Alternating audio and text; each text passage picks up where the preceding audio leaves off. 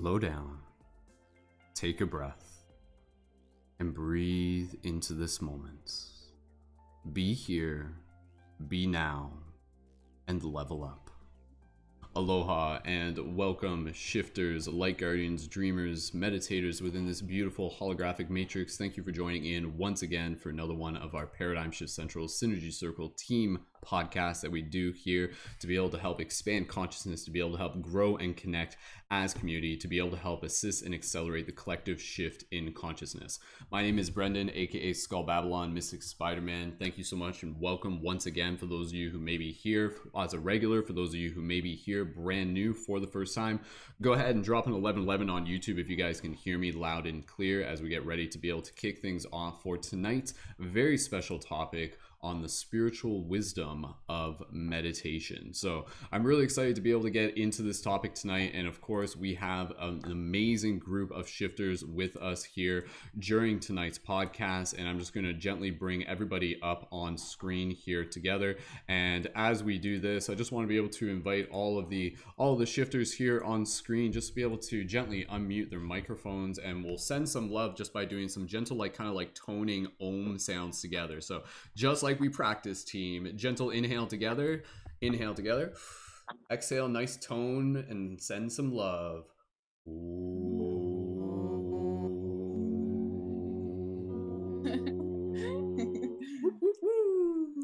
Awesome. Welcome. Thank you again, everyone, so much for being here. We're just going to do a quick introduction to be able to show you all of the amazing people that are joining us here tonight as leading members. So leading members that we have with us on air tonight. Again, my name is Brendon, Mystic Spider-Man. You guys already know me. Introducing from the top of my screen and over, we have Kaiey, aka Kaleidoscopic. Kaiey, thank you so much and welcome for joining in. We have Amanda back once again. Welcome and thank you for being here, Amanda. We have Lauren as well back. Thank you so much, Lauren, for joining in. And we've got Kat, Let Spirit Be Your Guide, joining us once again. Thank you, Kat, for being here. And just have to bring up the screen here. And we also have Selomon joining in once again. Thank you, Selomon, for being here. And we've got Aizo back for the second week in a row. Thank you, Aizo, for being here. And other people that we also have our good friend Chris Wiley. Chris Wiley, thank you so much for being here, dude. Good to see you. Get some full introductions for everybody as we go. We've got Kaci back once again. Thank you, Kaci, so much for being here. And we've got Samantha Rose Paparin. Thank you, Samantha, so much for being here. And we also have Diego as well. Diego, thank you for being here. Beautiful. Awesome. So again, we've got a full group, a full council here tonight to be able to dive into, like I said, this very exciting topic of the spiritual wisdom of meditation. The intention for these circles, the intention for us doing this as a team, is for us to be able to practice having discussion about the things that we don't normally get a chance to talk about, related to spirituality, related to consciousness, related to helping show up as the best versions that we can to be able to help make a difference in this world, to become better dreamers within the dream, to be shifters, people who are intentionally helping assist with the shift in consciousness through creativity, compassion, and personal development. So if you're tuned in here with us tonight, then welcome. This is about us growing as a global team of shifters. If it's your first time here, go ahead and drop a 333 in the comments. And we're just going to get into a quick little meditation. And then from there, we're going to get right into our discussion. Before we do that, quick little house notes for those of you who may be new. We've got an awesome Discord server. You guys are welcome to connect to it after the broadcast. You can also find us on Spotify at Paradigm Shift Radio. Make sure you're subscribed on YouTube at Skull Babylon if you happen to be listening to this just on Spotify.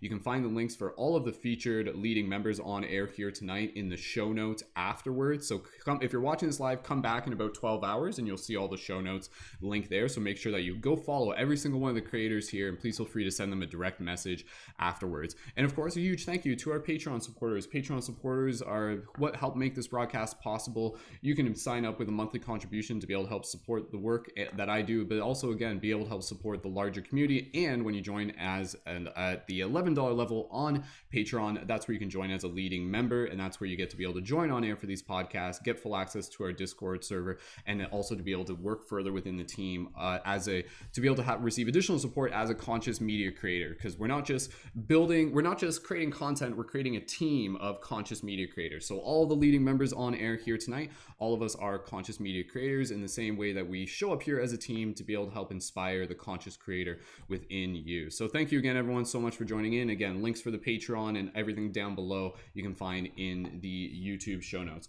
If the audio is a little bit out of sync for the video, we'll sync that up as we go. For those of you who are regulars, you know that's a thing that we have to do. But nonetheless, we're going to start off with a little bit of a meditation. And again, the intention here, really bringing it back to the roots of this project. This project started as just a humble club in my college over 10 years ago, and then it expanded beyond that, and we started doing meetings in my local yoga studios and different locations around the city, and it was basically literally me creating a discussion group to be able to bring people together to be able to practice having these discussions, because I'm personally interested in it, and because I know that by us creating this space together as a community and having these discussions is a chance for spirit to show up. It's a chance for us to be able to inspire each other.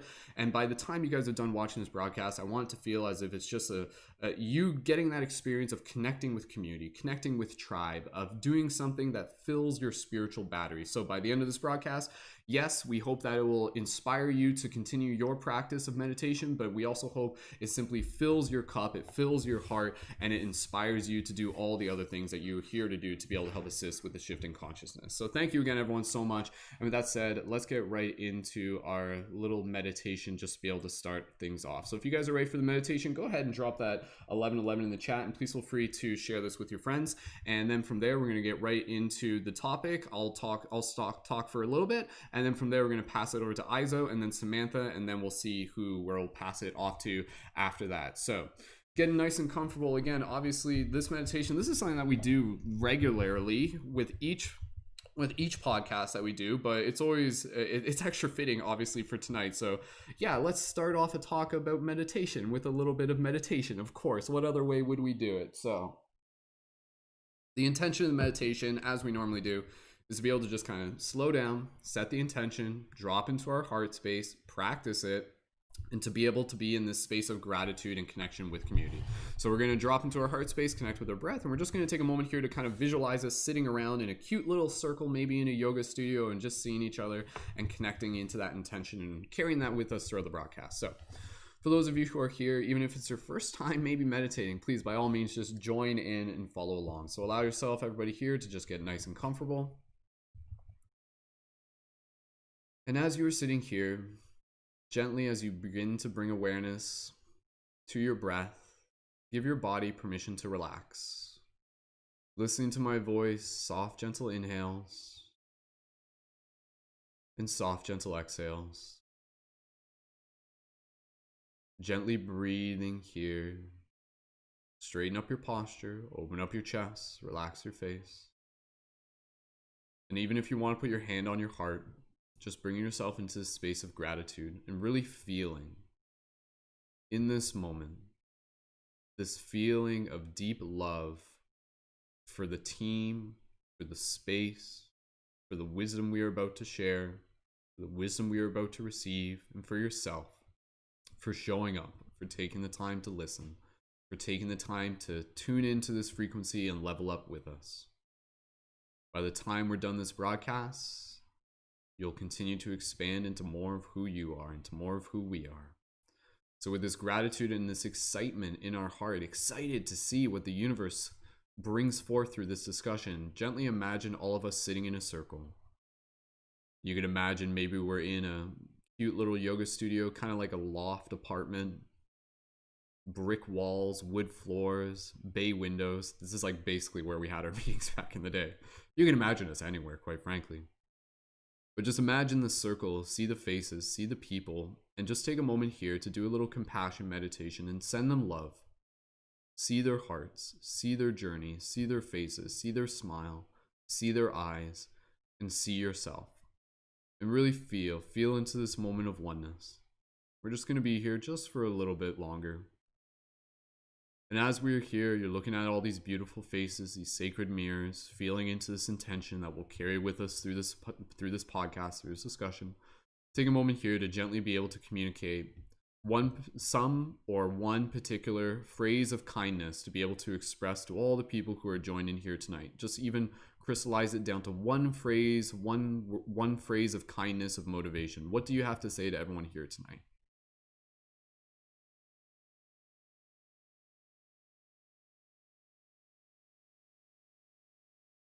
Just take a moment here to breathe.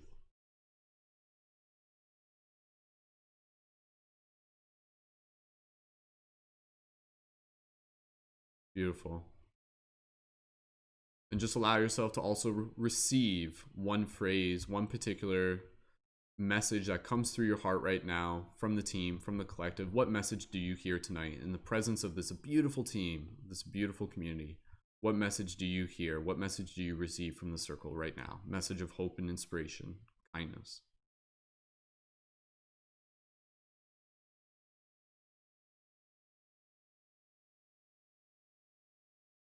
Wonderful. Add a soft little gentle smile to your face.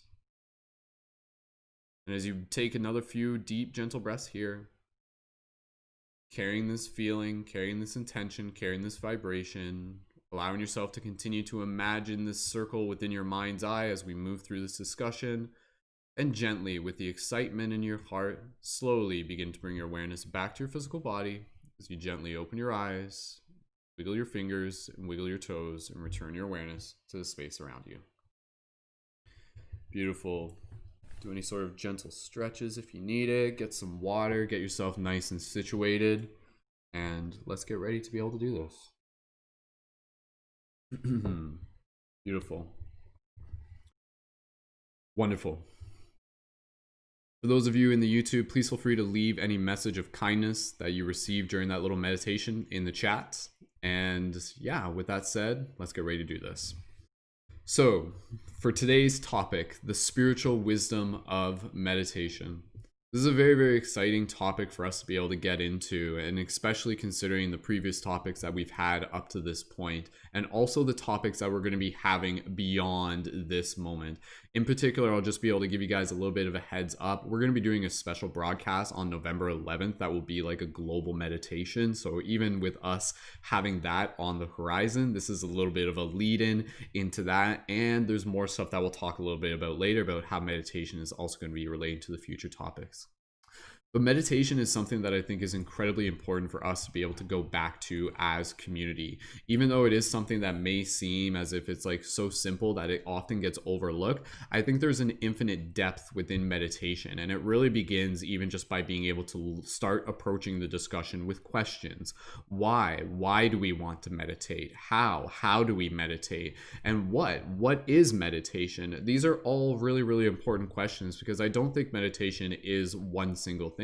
In many ways, just to be able to help create context for it, meditation can more or less be synonymous to mindfulness. And I think if we were to just try to simplify this with that intention in mind, knowing that there are going to be people listening to this podcast who may be quite new to these topics, being able to simplify it from the idea that meditation is about creating awareness. It is about bringing awareness. It is about being awareness. It is about being able to observe the act of moving one's awareness. And so there are many benefits to meditation, and I'm just going to hit upon a couple things and put out some big ideas, and then we're going to pass it over to Aizo, and we'll keep the kind of moving from one person to the next relatively concise tonight.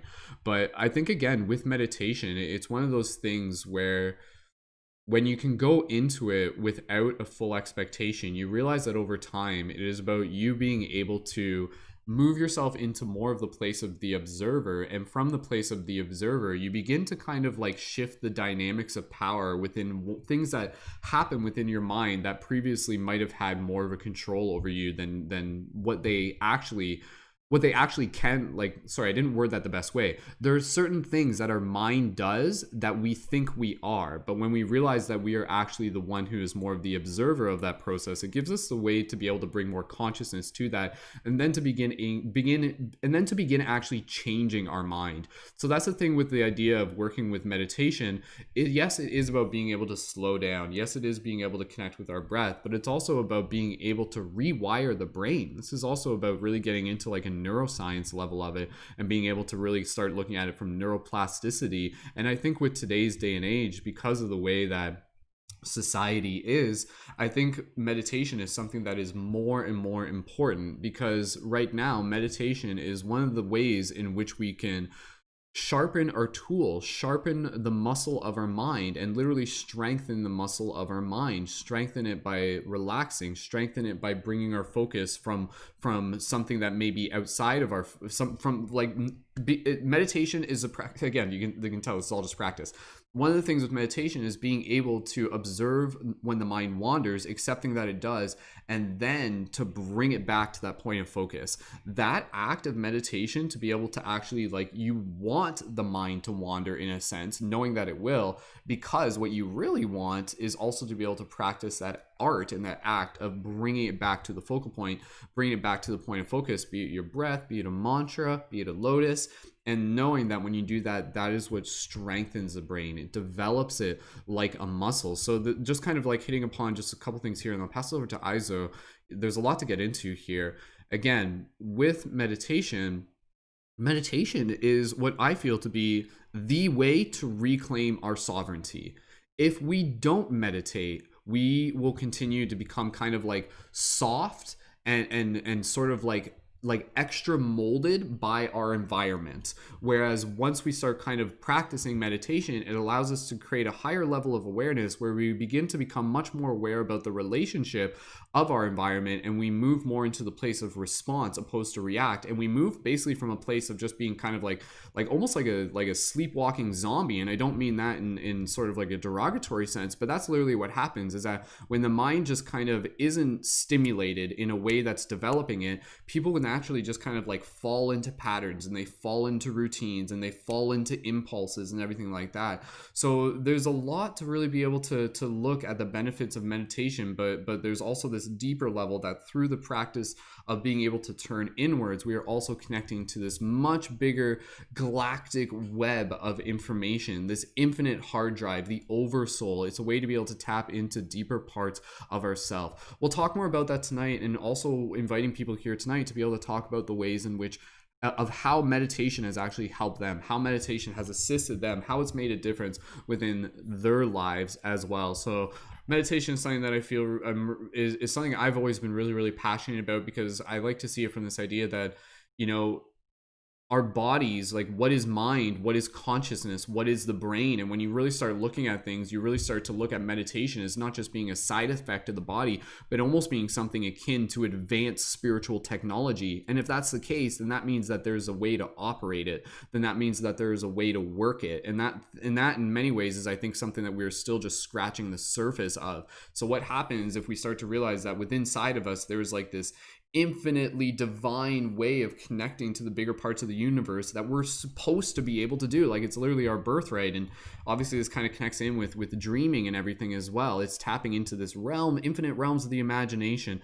There's so much more that we're just kind of tapping into, and I'm just going to pass off here because I don't want to spend too much time just hitting them upon all these points, but we'll go back to them as we flow. So I'm going to pass it over to Aizo, and again, for anybody here, please continue to leave your thoughts in the comments for those of you on YouTube. And long story short, I think that if we as a culture make meditation cool, it will be a huge shift for the entire collective. Let's make mindfulness cool. Let's make self-awareness cool. Let's make being able to sit down and connect with our heart and send compassion and tap into the grid. Let's make that cool, because it is cool. It's so freaking cool. It's like the coolest thing you could possibly imagine. So I'm excited to be able to talk about it. So let's keep creating that hype and get people listening to this to be able to get excited about meditation too. And by the end of it, let's all keep meditating, keep carrying this wave with us.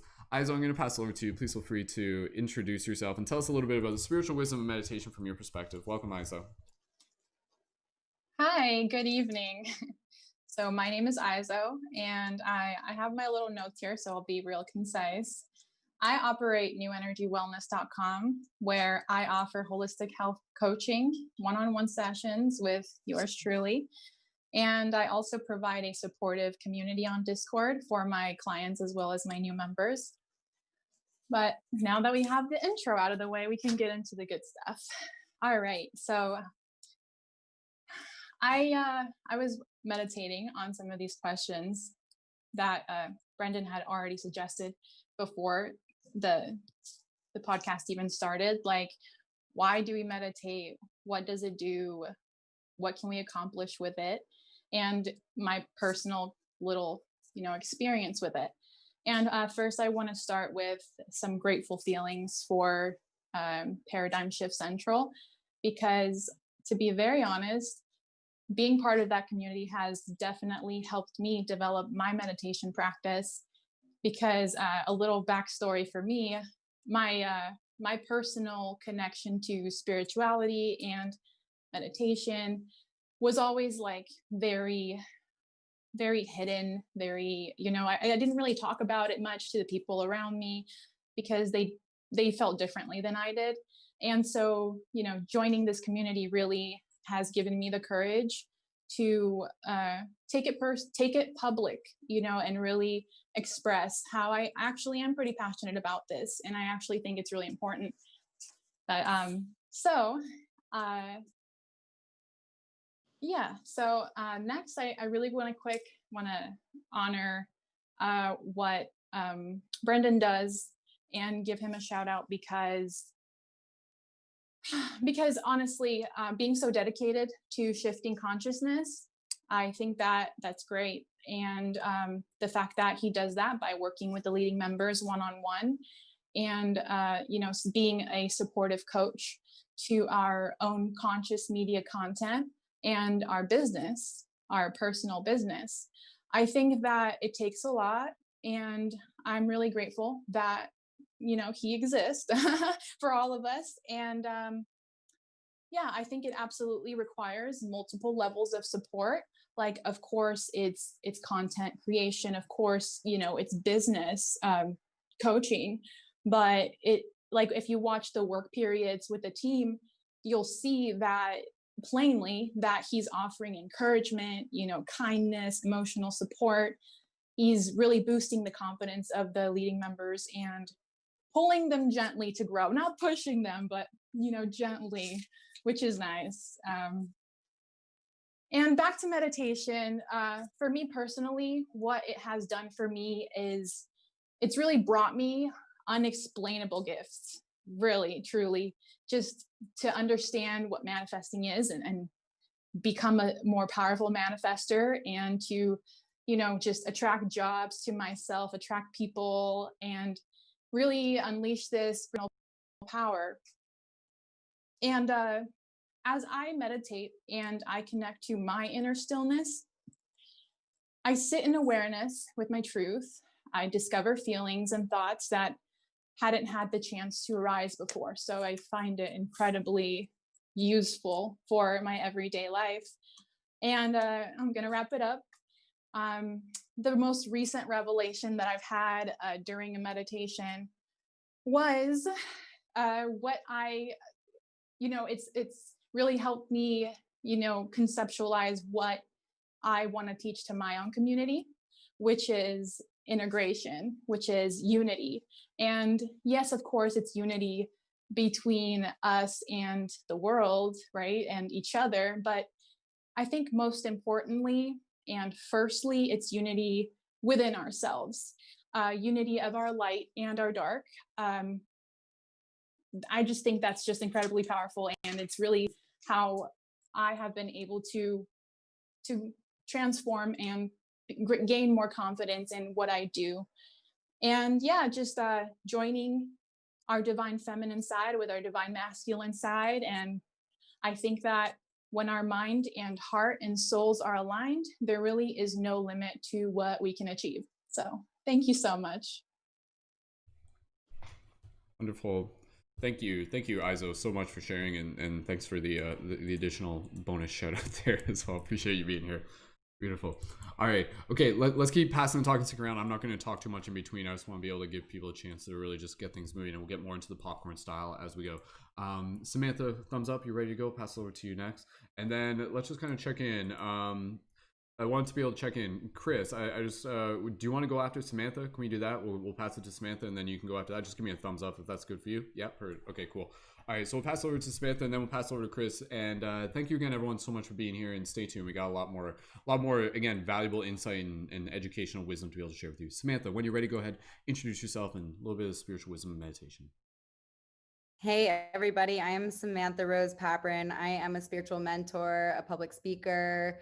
Among other things, I do some energetic healing and a content creator on TikTok. You can find me at Samantha Rose Paprin. I am bringing, I think, a more controversial perspective on meditation because I've had quite the history with meditation in my life. I've been practicing meditation and yoga for, I don't know, maybe 20 years now. I went to one of my first yoga classes at 8 years old, and I've had some really beautiful experiences with it. I also have had some really traumatic experiences, and that was in my more later years.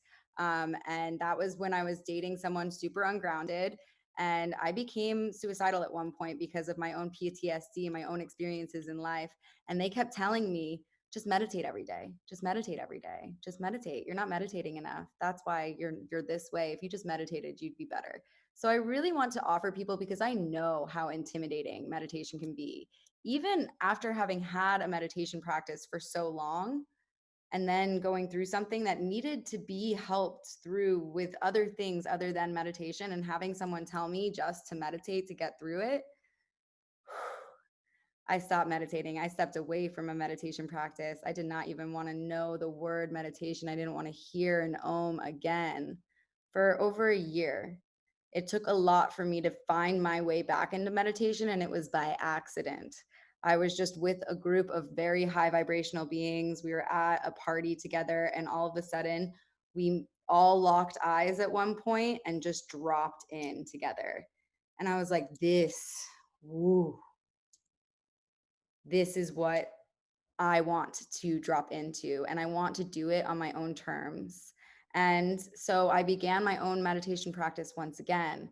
And I learned that meditation didn't have to look a certain way, feel a certain way, be a certain way, and it didn't have to be every day. I learned that meditation could mean dancing meditation and walking meditation. And I learned that I could lay down and I didn't have to have a certain position. And I've been, an initiate in a modern mystery school, and they told me, if you have to have your feet on the ground, your back straight, your hands in receiving, blah, blah, blah, blah. I'm like, well, no, not facts. And that's not how I'm going to pass the lineage down. That's another problem with this stuff, is like, baby, we can learn from a certain lineage. We can find out that, yes, this is what's worked for so long for so many people. And King Solomon, he passed it down, and you must keep it this way. And yeah, sure. If that works for you, that's great. But it doesn't have to be that way. And if you're really getting into meditation for the first time ever, do 4-minute meditations. Doesn't have to be 20-minute meditations. Start small, start slow. They say like 20 minutes a day is good. So if you really want that goal of 20 minutes a day, do 5 segments, 4-minute meditations, 4 segments of 5-minute meditations throughout your day. And also, don't beat yourself up if it's not the same every single day and it doesn't feel the same every single day. Recognize that like we are dropping into that space in time when we find people of like similar vibrational frequencies of us, and we can meditate for like 30 seconds with someone and be like, whoosh, there you are. And I feel you. I felt that. I dropped in with you. And it doesn't have to be anything more than that. And it can be more than that too. And it grows off of that, because sometimes when I'm telling you to do these 4-minute segments, I promise you, after a while, you'll be like, yeah, I, did like a 4-minute meditation, but it really turned into a 40-minute meditation out of nowhere. I just disappeared into the astrals. And then when I came back, like time had just disappeared. And here we are 40 minutes later. And I finally did what I thought I could never do. Don't make meditation more intimidating than it needs to be. And please, if you are a meditation practitioner, guide, don't come at anybody with your toxic positivity and tell anybody that they just need to meditate. It ain't right. It is painful, it is harmful, and it is wrong. And it'll make you look like a real, real bad practitioner and guide. Let me tell you, it can be dangerous. But it is such a beautiful thing. And it is something that we should be able to drop into and choose to do. And I think that every human should find their own way to meditate. And it doesn't have to be every day. It doesn't have to look any certain way. None of spirituality has to look any type of way, baby. Don't let anybody tell you that you have to fit into a box. You're already spiritual, even if you don't believe in spirituality. You carry spirit. You're connected to spirit. That's it. And I love you guys. You can follow me TikTok, Instagram, Facebook, Samantha Rose Papperin. Full transparency. I don't hide. I'm here for you guys at any time, truly. Lots of love. Thank you. Passing the mic. Beautiful. Thank you, Samantha, so much. And yeah, like lots of love coming through on the YouTube comments on that. So yeah, really just being able to help hold some valuable perspectives there for the entire team. And again, and that's a big part of the discussion for tonight's podcast, for tonight's team topic, is literally just, you know, having that talk, like what, like we already said, what is meditation? And I think that's the idea, is that meditation is going to be a different thing for every single one of us. You know, every single one of us are going to have our own unique ways of being able to just kind of connect with that center, connect with our hearts, connect with others, connect with nature, connect with our environment, connect with our relationships, connect with our ideas. So again, you know, there's the many different ways in which awareness can kind of rise to the surface. And I think that's kind of like what meditation is. Meditation is just when things just kind of shift from being like busy, quick, to just kind of slow down just enough to just be able to self-reflect, to observe, to appreciate, to connect, to be grateful, whatever it may be. But yeah, I think again, meditation is a pathway back to spirit, is a pathway back to soul, it's a pathway back to love, it's a pathway back to compassion, it's a pathway back to inspiration. So beautiful. All right. So with that said, we're gonna pass it over to Chris, and then who wants to go after Chris? Just to be able to get a heads up. Who wants to be able to go after Chris? Just go ahead and put a hand up real quick. Just I'm just going through real quick. Kat, we'll pass it over to Kat after Chris. Okay. So just a quick little introduction for Chris. So Chris Wiley here. We're gonna bring him on screen. Chris is a good buddy of mine. I've been working with him for a while. I'll let him formally introduce himself. I invited him into tonight's podcast. He's got a lot of experience as a brain transformation specialist. He's worked in neuroscience, but also has like a personal interest in like the Eastern mysticism and the meditation. So he's doing a really great job of merging the Western science and the Eastern mysticism. And he's got his own story about how he's transformed his brain and how meditation played into a role with that. And now he literally like works helping people with being able to like transform their brain and incorporating mindfulness and meditation into it. So Chris is a super awesome guy. He's working with people all over the world. Really recommend you guys make sure that you connect with his work afterwards to be able to follow him. And yeah, Chris Wiley, we're going to pass it over to you. So Chris, please feel free to introduce yourself a little bit more, and then please share the spiritual wisdom of meditation from your perspective. Welcome, Chris. Thanks so much for being here. And dude, can you just tilt your camera down just a little bit, just so it's framed up just a little bit more in the mid center? Perfect. All right, dude. All good. Welcome, dude. Thanks so much for being here. Go right ahead. Thank you, Mr. Mystic Spider-Man there. Aloha. And let me just start off. I love the perspectives that we've been getting from yourself. You mentioned some really amazing points. I love the perspective that, you know, Samantha just gave. And for all you guys, I'm a brain transformation specialist. Basically means I help people to reprogram, optimize their brain, everything from behavioral stuff like anxiety, depression, those types of things, to autistic children, to, you know, individuals who just want to optimize their performance. And I've had the pleasure of getting to know Brendon for the last few years. And let me tell you guys, Brendon is an absolutely incredible human being. I mean, he's so helpful to me. I actually went on a TV show and Brendon just volunteered to take care of the Twitter, the social media and stuff for me for 3 months while I was in there.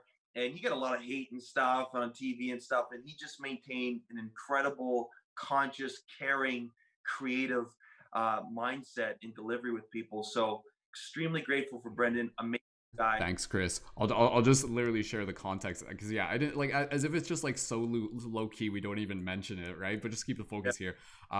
Yeah, Chris was actually on a Big Brother Canada, so some of you may recognize him. So like Big Brother, the show. So it's, I don't know, I guess it's a big deal, right? But I mean, there's a whole story there of like how mindfulness even played in. But again, I appreciate the sentiments, but we'll go right back to you, Chris. Go ahead.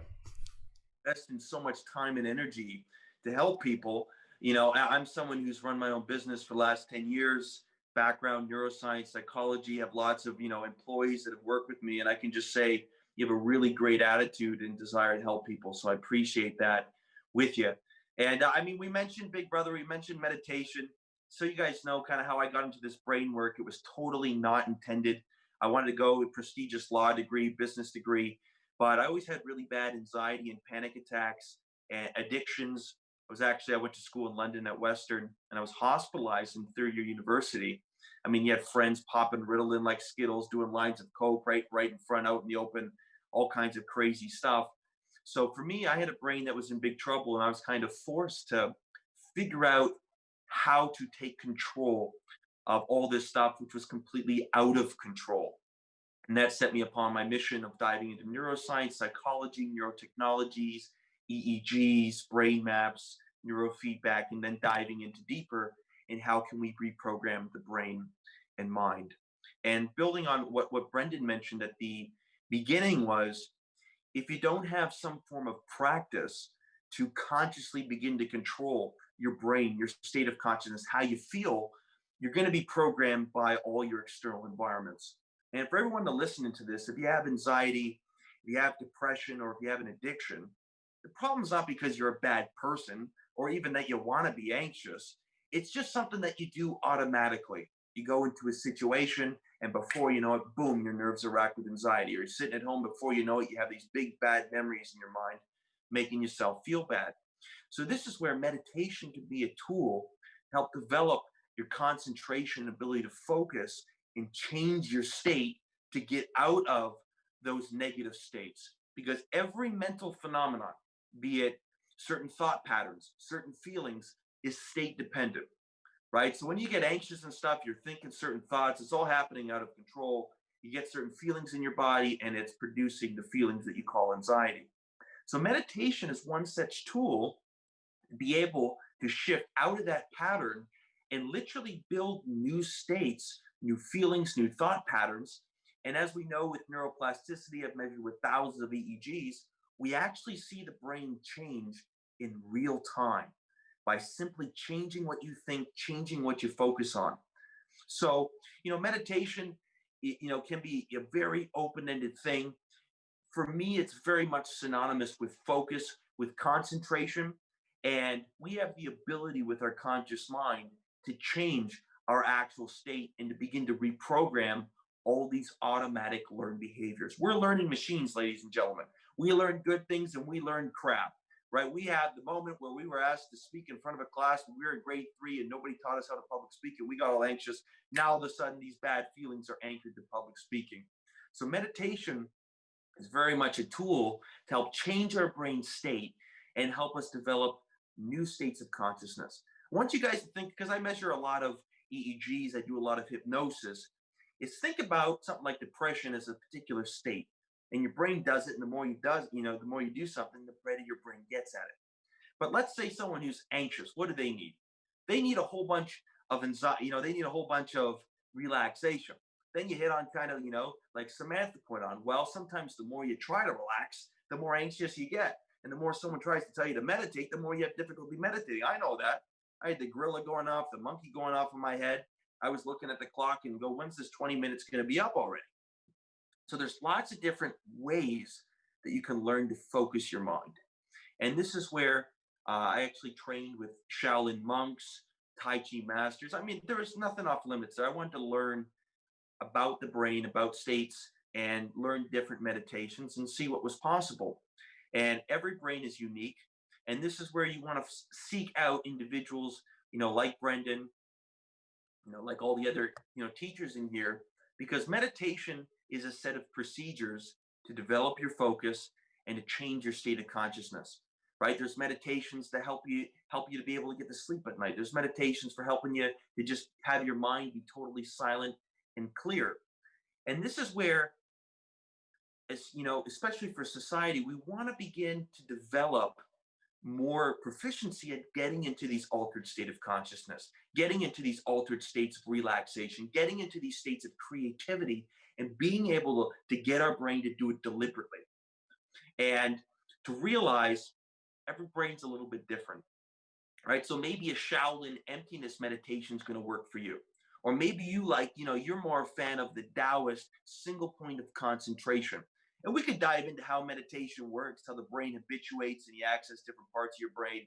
Just want you guys to know I've measured this stuff and it is real. And via neuroplasticity, we have the ability to reprogram our brain. And there are people who are born with half a hemisphere missing. And if their brain can reprogram and function, your brain listening to this can reprogram and function. So very simply, the mechanics of meditation is really, it's a set of procedures and tools of directing our focus, changing our focus to begin to direct our state of consciousness into particular states of consciousness. Like when I do hypnosis, the difference between hypnosis and meditation is hypnosis is we basically have a very specific result we want to achieve. It could be to get rid of a phobia, to get rid of a fear, to change an addiction. And that's where with hypnosis, we would alter someone's state of consciousness to then help them change the behavior. So you have different types of meditation. I recommend you explore them all. The more dynamic you can be, the more skills you can develop, the more you can familiarize your brain with different states. And we all could use a little bit more relaxation. We all could use a little bit more of that still, quiet mind.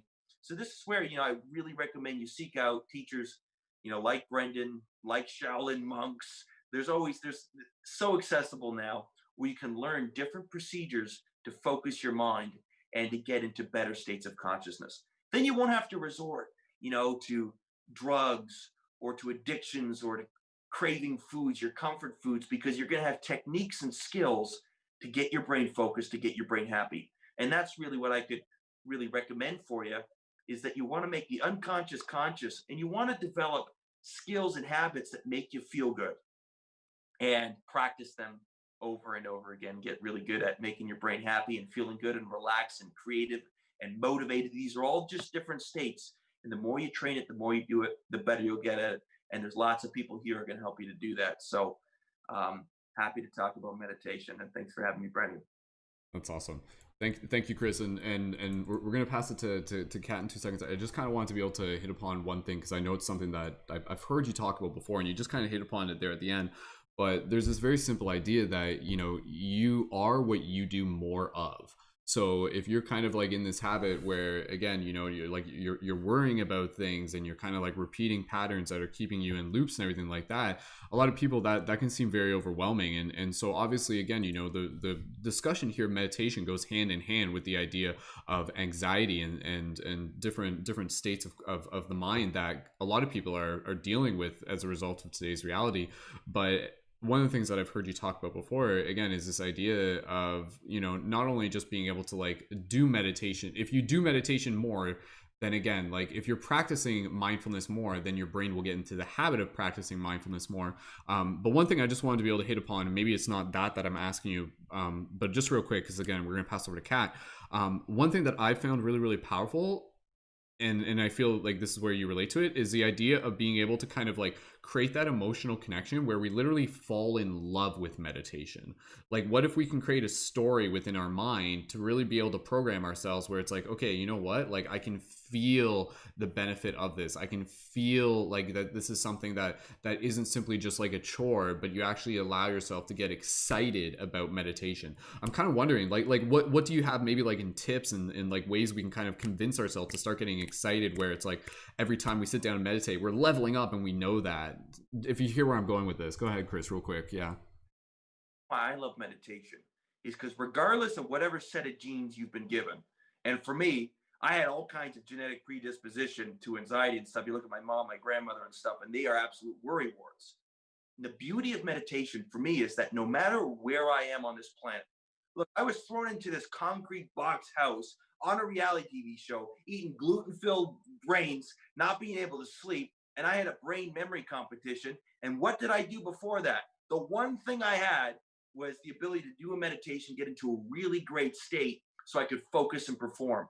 So that's where with meditation, it's not just about getting rid of problems, being calmer, more relaxed. It's also about optimizing your ability to perform and to realize that you don't have to be the conscious habits you learn, right? You don't have to always be anxious. You don't always have to, procrastinate or hesitate or feel bad. Is you can consciously take control of your state and increase and elevate your performance. And that's one of the real reasons why I love meditation. And while I'll use it, in fact, the bigger the moment, the clearer and calmer and sharper I want my senses and my brain working. And what happens is whatever you do, whatever's most familiar, that's what your brain's going to do as an automatic. this whole neuroplasticity thing. It's the plasticity paradox. The more you do something, the more plastically hardwired those patterns become.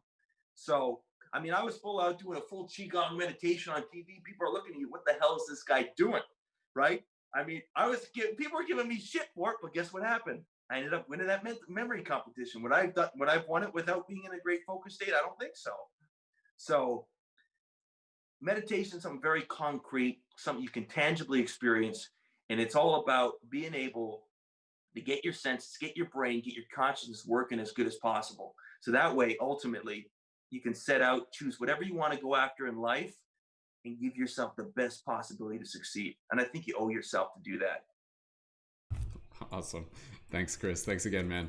Awesome. All right, we'll keep passing the talking stick around, and again, Chris, if you're jumping out, and again, we'll make sure that we either just hear from you before you head out or anything like that. For anybody who has to leave early, just go ahead and let us know. We're going to pass it over to Kat. One thing I'll just say here very quickly is that this was an idea that really stuck with me, is that meditation isn't just about meditation isn't simply just about like not being happy, or sorry, not being sad and never worrying and things like that. That's not necessarily what meditation is. Meditation is a way to be able to be more conscious of your choice to feel one particular thing or another. So for example, like the idea that we have this misconception that meditation will somehow just mean that you don't have negative feelings. No, if anything, it gives you more of the choice, because there may be times where you say, like, you know what, like I want to focus on something quote unquote negative, right? And then in the same way, I want to focus on something positive. So it's instead of it just becoming like the impulse, it actually becomes the choice to be able to kind of like pick and choose your focus. So again, really going back to this idea that your focus is so incredibly valuable, and meditation's a way to reclaim it. Do not let your focus be put into the hands of like $1 million industries and corporations trying to zap your attention for consumer purposes and stuff like that. It's a war going on, guys, right now, right? Like it literally is a war for our attention, for our consciousness, and meditation is a way to reclaim that attention. And we can thus then turn it in on ourselves, turn it in on our art, our work, serving community, helping each other. Okay, Kat, I'm going to pass it over to you. And welcome back, Kat, once again. Please feel free to introduce yourself and tell us a little bit about spiritual wisdom and meditation from your perspective. Welcome, Kat. Go right ahead. Hello. I'm Kat Hart, and I am a gypsy by blood, both my bloodlines. I'm Romanian, Hungarian, Sicilian. And I always had spirituality always around me. I was actually raised very Catholic, even though the way my family was, the gifts were never really talked about, even though everybody knew about it. It was something we kept very privately in the family. So I didn't really have any teachers. I didn't really have any idea about what my gifts entailed. I'm still learning a lot about what I do, and I laugh that I'm probably the most unknowledgeable, like spiritual, like trainer that I know, because everything was pretty much self-taught and just downloaded. I didn't really have formal education in spirituality. I haven't had, I've had counseling certifications, and I had hypnotherapy certifications. I was a registered counselor in Washington State. So I've a bachelor's in communications. So I've like the academic side, but when it comes to like the spiritual, I just never got into like astrology charts and birth charts, and kind of like the more spiritual side of meditation. For me, it was always very scientific. I go by frequency. We're a frequency. Everything is frequency and vibration. And I'm really glad that I'm right after Chris, because it's a great lead in for, you have to train your brain. We have a natural tendency to think negatively. It's just the way our brains are geared. And so we have to literally every single day do something to shift our brain into that positive mindset in order to create the neural pathway like Chris was talking about. Like, so we have to literally create that hardened pathway. And once we have that, it becomes more of a natural habit, like driving home from the grocery store or from work. Like all of a sudden you're thinking about something else, and next thing you know, you're home and you're like, wait, was that light even green? I don't even remember going through any of the lights. I don't remember anything. The paramedics actually have a word for that. They call it driving in the white, because it's a neural pathway that's been created over time by practice, doing the same thing over and over and over. So it becomes a natural ability and you don't even think about it.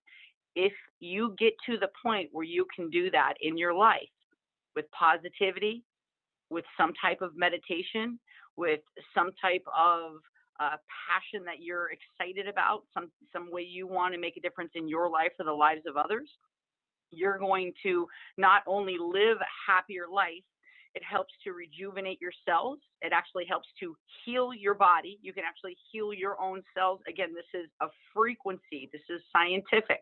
I'm not even going into spirituality. They have scientifically proven that you can reprogram and retrain your brain with meditation over and over and over. So our bodies, we resonate at a frequency. It's below 100. I want to say it's like 78 or something like that.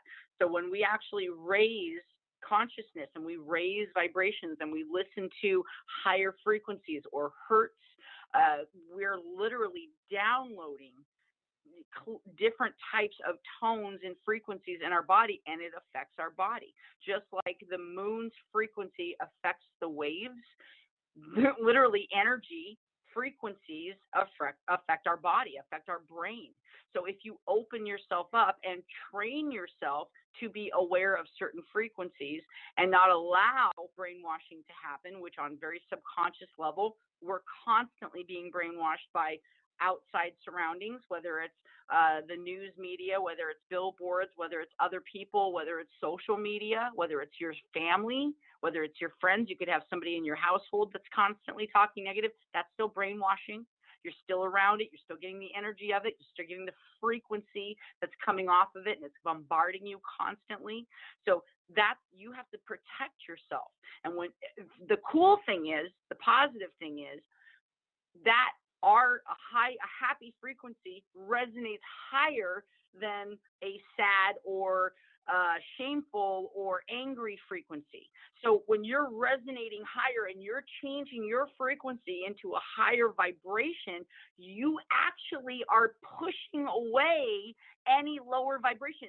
Lower vibration can't even get near you because, again, scientifically, it can't get there. It just can't get into, think of like a real fast, like spinning ball. If you throw something out, it's gonna pop off of it. You can't hit the ball. It might change the trajectory a little bit, but that's where you have to be on point. And if you're on point and you're meditating regularly and you have a focus and you wake up every day with a passion and you are happy in your life, all of a sudden you get to this critical mass point where you start to think positively. And you don't think negatively as much. You don't see the negative in the situations. You see the positive in the situations. You see the love in the situations. You see the comedy in a dumb situation or something that happens or somebody that's angry or cuts you off. Rather than getting upset about it and continuing the chain of energy and frequency, you stop it right then and there and you laugh. And you go, wow, that person's like in a hurry. Let them go. It's okay. And just kind of laugh it off because you just changed the frequency of that entire situation. And not only that, you stopped a negative ripple effect from actually occurring. Again, you guys, this is scientific. This is scientific. We can just adding the spirituality onto it is the most incredibly beautiful thing, because that is when you're crafting and you're the god or the goddess of your own life. So when you add your focus and your passion and your spirituality onto your meditative practice, that's where you're creating your universe. That's where you're creating magic. That's where you're creating what is that you want out of your life. That's where that magic happens. And so that's what I love. To me, that's, science and spirituality. To me, that's magic. So that's That's how I just trained myself by starting meditations 1 minute. I couldn't focus. I'm a Leo. Oh my God. It's nearly impossible for me to focus on anything. I've literally had to train myself in every situation to focus on stuff. Focus, focus, focus. So it's, I mean, start with a guided meditation, free. They're on YouTube. There's tons of free meditations, tons and tons and tons.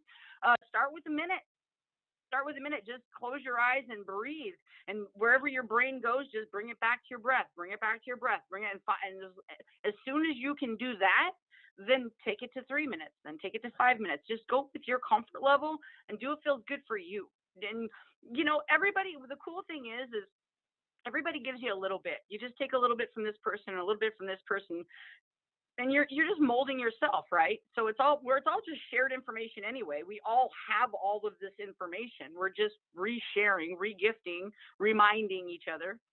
Some of us have different levels of our journey that we're hearing different sounds and different frequencies, and because we're on different parts of our journey, we're picking up different frequencies and vibrations.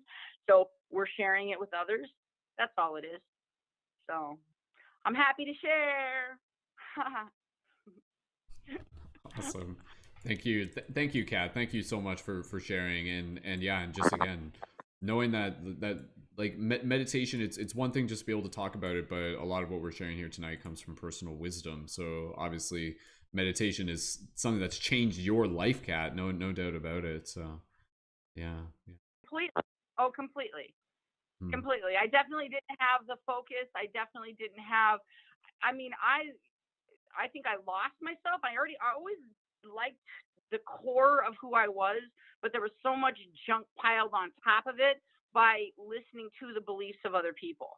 And I really have had a real awakening in the last couple of months, realizing that so many people my entire life, not my mother. My mother was the most incredible, supportive, bestie, awesome, amazing human being on the planet for me, but it was everybody else. Like, oh, you're too much of a tomboy, or oh, your clothes don't match, or wow, why don't you wear dresses more? Why are you out there playing with the boys when you should be inside playing with Barbies? Like, I was judged on. I mean, even in the last 10 years in professional, I'm in my 40s. Like, women, literally, wow, you don't talk like a woman, or you don't walk. I was literally judged for the way I was walking. I wasn't walking feminine enough. And so I've literally been judged about everything that I've never felt good enough. I came from Southern California where everybody was, blonde and plastic. And I just never fit in. And I never wanted to. I never wanted to do what everybody else wanted to do. I didn't want to go to the parties and get drunk. I just wanted to go hang out at the beach. The bonfires were always cool, like I just wanted to go. So meditation helped me to find who I was. Meditation helped me to block out the garbage that other people fed me for decades. And it helped me to find me. I had to get quiet and create my own universe, like bubble, and basically fill it with all my good stuff and the stuff that I believed about myself and the stuff that I knew about myself. And when I did that, everything shifted. And then my belief, really came out, because I never was necessarily insecure. I just didn't believe in myself because nobody, like I said, besides my mom, was like, pushing me, helping me up. I worked really hard for everything I had, but if it wasn't for meditation, I wouldn't even have the awareness of who I am solidly in my life. Absolutely.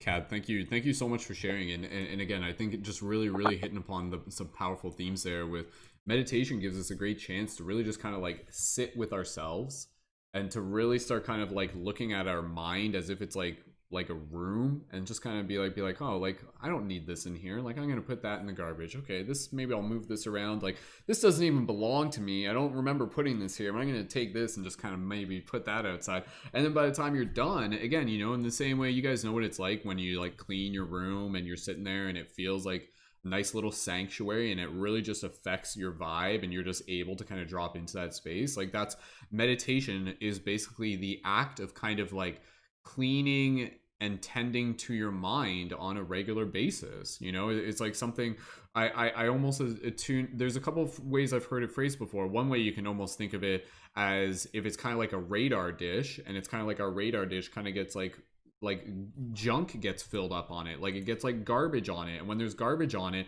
it not only prevents us from being able to send out a clear signal, but it also prevents us from receiving the clear signal. So part of the way, again, if we're looking at this from multiple different angles, there's this kind of idea that, you know, if the culture can kind of like keep us distracted and fascinated and kind of like tuned into all of these things, then it almost prevents us from being able to kind of like connect into that omnipresent signal that's subtle yet there, that is consciousness, that is source, that is creativity, that is love.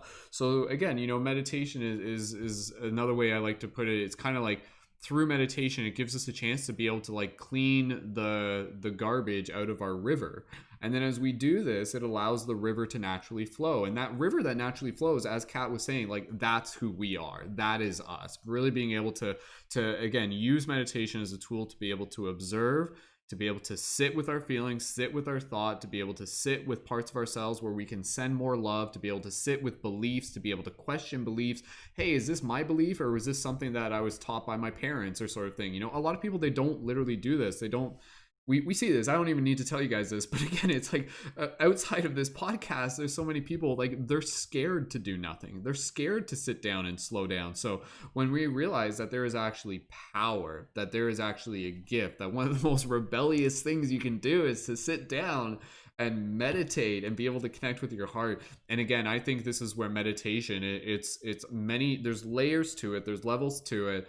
But I think when we really start getting into the deeper levels of meditation, it begins to move into this very metaphysical perspective where through the coherence of the mind and the heart-mind coherence, again, this is like a scientific perspective on it, through the heart-mind coherence, which naturally happens when you kind of like sit down, connect with your breath, relax.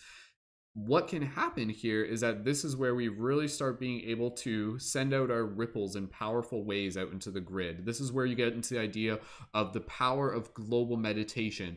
When we allow ourselves to kind of like get clear and send out this signal, it kind of primes the energy around us, and it makes more of this consciousness and more of this compassion and more of this mindfulness accessible to others. It's kind of like the 100th monkey effect. Kat, did you want to jump in with something there? Yeah, go for it. Yeah.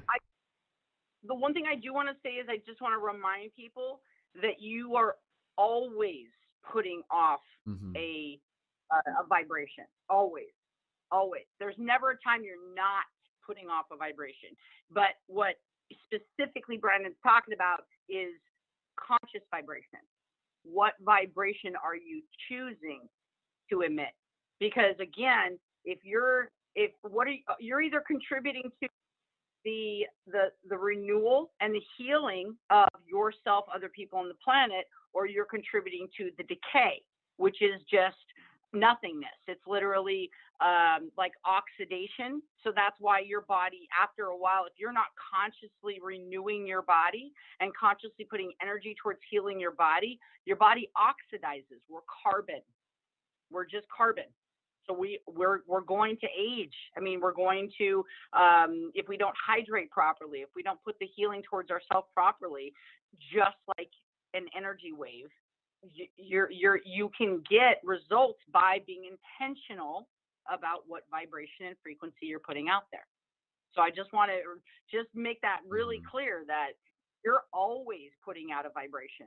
What are you putting out there? And if you're doing nothing, again, what vibration you putting out there? Absolutely. Just on the check.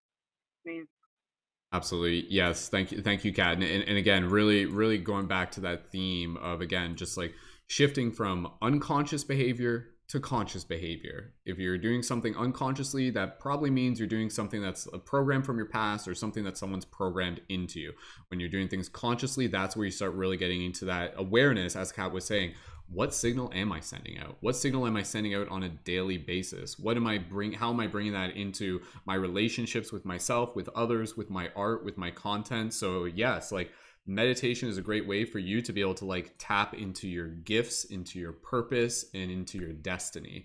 Like straight up, if you're And again, this, as we're going back to Samantha, this doesn't literally mean that you literally have to meditate every day or you have to meditate a particular way. There are so many ways to be able to cultivate consciousness and mindfulness within your reality. We'll talk a little bit more about that, about just like the many different ways that we can meditate as well. You know, we're talking dance, we're talking going out in nature, we're talking making art, music, all of those things as well. We're going to keep moving the talking stick along, and I just wanted to be able to check. I wasn't sure, am I sending it, is it to Diego or Amanda? Who am I passing it to next? If somebody just wants to be able to, I think Diego, thumbs up if I'll pass it over to you, and then we'll pass it over to Amanda, if that's cool. And that's cool with you, Amanda? Yeah? Okay, all right, so we'll do that, and then after Amanda, I think is it Lauren next, and then we'll pass it over to Selomon next. Correct me if I'm wrong, we'll move through that as we go. Diego, passing over to you. Welcome. Thank you so much for being here, dude. Please feel free to introduce yourself and tell us a little bit about spiritual wisdom meditation. Angel Diego, and well, you know, I don't really like. I'm not very good public speaker, but like I just kind of love getting in this vibration of space. Just like letting, like it's for me. That's my personal meditation. Like I don't usually prepare for anything. I just try to get into this meditative state and let whatever flows out just flow, you know, like whoever has to hear this message is going to hear it, like regardless of what comes out of my being. Well, meditation for me is more like the space between the music, you know, like when like I'm a musician, so like I love to play guitar, and usually what I find is that the message is in the space between the music. You cannot get it wrong. Like how can you get silence wrong? Meditation is literally just the space in between your words, and how you want, like the intention behind it is what you I for me that's just pure bliss. Like it just cannot get any better than that. And I invite like anyone who wants to pick up meditation, like just like like my words can't even come out because I'm like so used to that silence. But like for me, since like I'm speaking and public speaking is like something I want to get good at, like I'm just allowing myself to be a little uncomfortable in that space. So you know that, like personally right now I am in my meditation. So like I guess I'm all about balance, since I am a Libra, and you know I'm just trying to balance out my energies like right now as well. So you know, make your biggest fears also like your meditation practices. Like that's my biggest advice for you guys. Like just be. Awesome. Thank you, Angel. Thank you, Diego, so much for sharing. Yeah, again, you know, like that's the idea, is that like as you've kind of tapped into it, this meditative state, you just kind of, you're there, you're in it. It becomes kind of like this way of being. So it's a very, very beautiful way to be able to carry that vibration with you. So beautiful. Diego, anything else at the moment? We'll keep passing talking stick around. It's good for now.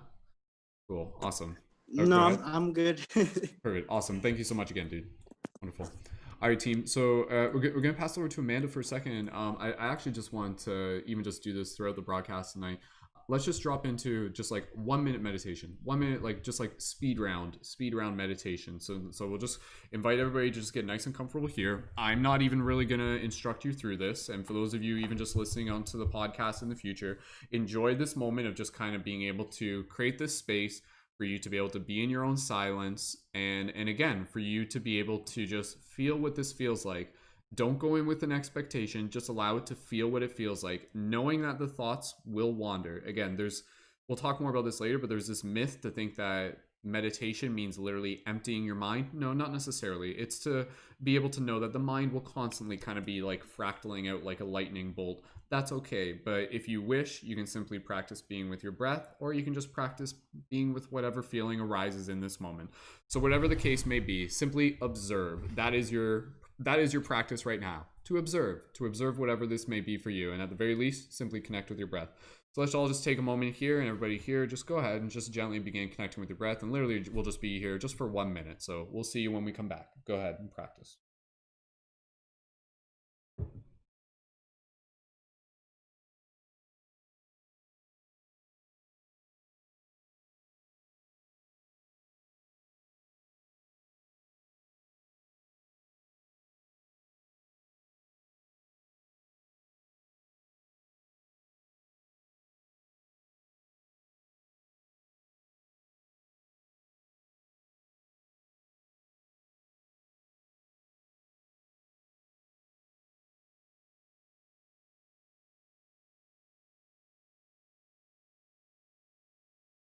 Stay here just for about 30 more seconds.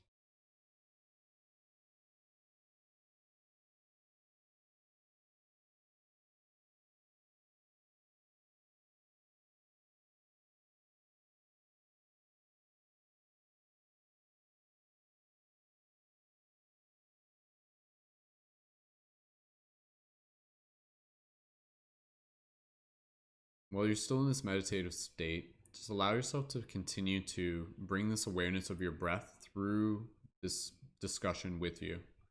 So just take a few moments here to really just bring awareness to your breathing.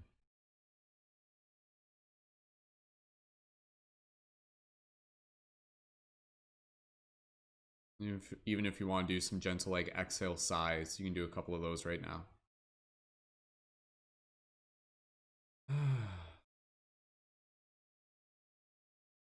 Gently breathing here. When you're ready, you can slowly open your eyes, return your awareness to the space around you. Beautiful. All right. Good job. Welcome back, team. We'll pass it over to Amanda. And again, you know, even just for people in the YouTube comments, please feel free. Let us know, like, how was that? How did that feel for you? Again, there's no expectation on that, but it's just simply the practice of just observing what happens when we slow down. And we'll talk a little bit more about this later, but simply being able to use meditation as a prompt to be able to bring more awareness to our breath is so incredibly valuable. The majority of people on a regular basis will go through an entire day without having a mindful breath. The breath is life. The breath is vitality. The breath is oxygen. The breath is energy. So when we literally begin to bring in a practice of prompting ourselves to just be aware of our breath, you can imagine how that in itself will just help relax, just like, again, being able to bring us into the present moment and really just being able to kind of like bring more of this liveliness into our regular routines. So inviting every person here, in a challenge, in a practice, try to maintain awareness of your breath in some form or another throughout this throughout this broadcast, throughout this discussion.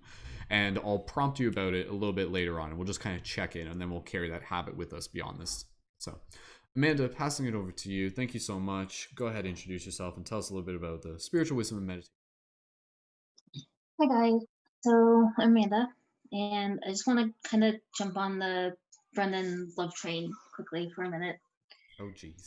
So when I found Brendon, he kind of popped up on my For You page in the middle of one of his lives, and he was sitting in the middle of one of the forests in our city, and was just having this chill live. And the energy was just absolutely amazing, and I'd never felt anything like that before. So I stayed for the whole thing, and he started wandering around, and then when he ended up hugging a tree, I was like, this is my person. I've found home. And that's how I ended up here. But that was kind of the beginning of me finding my spirituality again and getting back into everything. Before that, I tried doing meditation years ago, and it just didn't work because my brain does not shut off ever. I can focus on tasks, and it's laser focus, and I notice nothing else going around. But if I have to actually sit with my thoughts, it's not happening.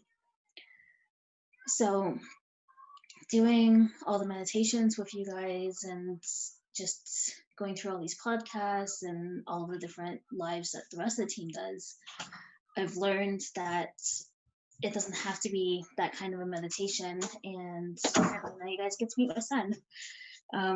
So it doesn't has to be that kind of medication. I've learned that I work best when I have something to focus on. So either holding on to something, or it's usually sounds. Like when I first moved to the city 12 years ago now, I used to go down to the river at 4, 5 o'clock in the morning, which was probably not the safest thing in the world to do, but that was my quiet time. And I would just sit and listen to the river and sit with the birds.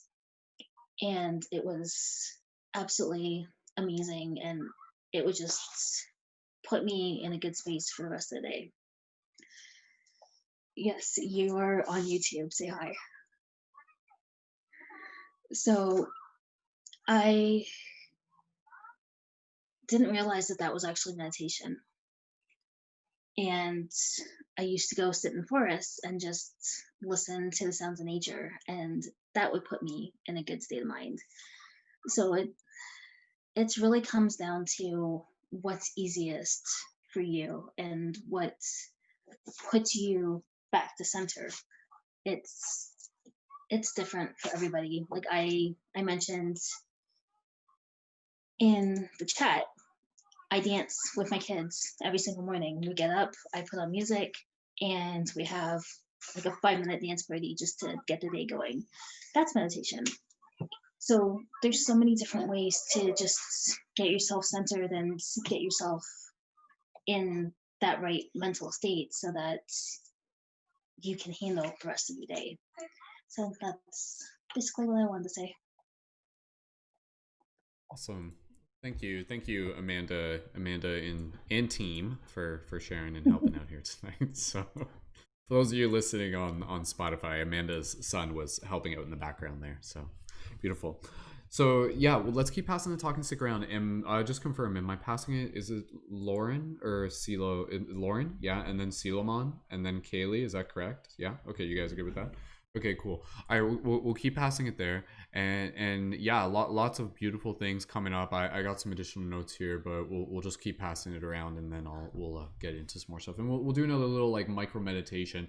And again, for everybody here, please by all means begin incorporating in like practical tips, like practical suggestions, ways to meditate, techniques, different versions of meditation, and just keeping in mind that people listening to this may be quite new to meditation, but as context, you know, like why do we meditate? You see, when we do meditations with our team meditations that we do Monday to Friday, 10 a.m. Eastern Standard Time, make sure you guys are on the Discord to get the links for those.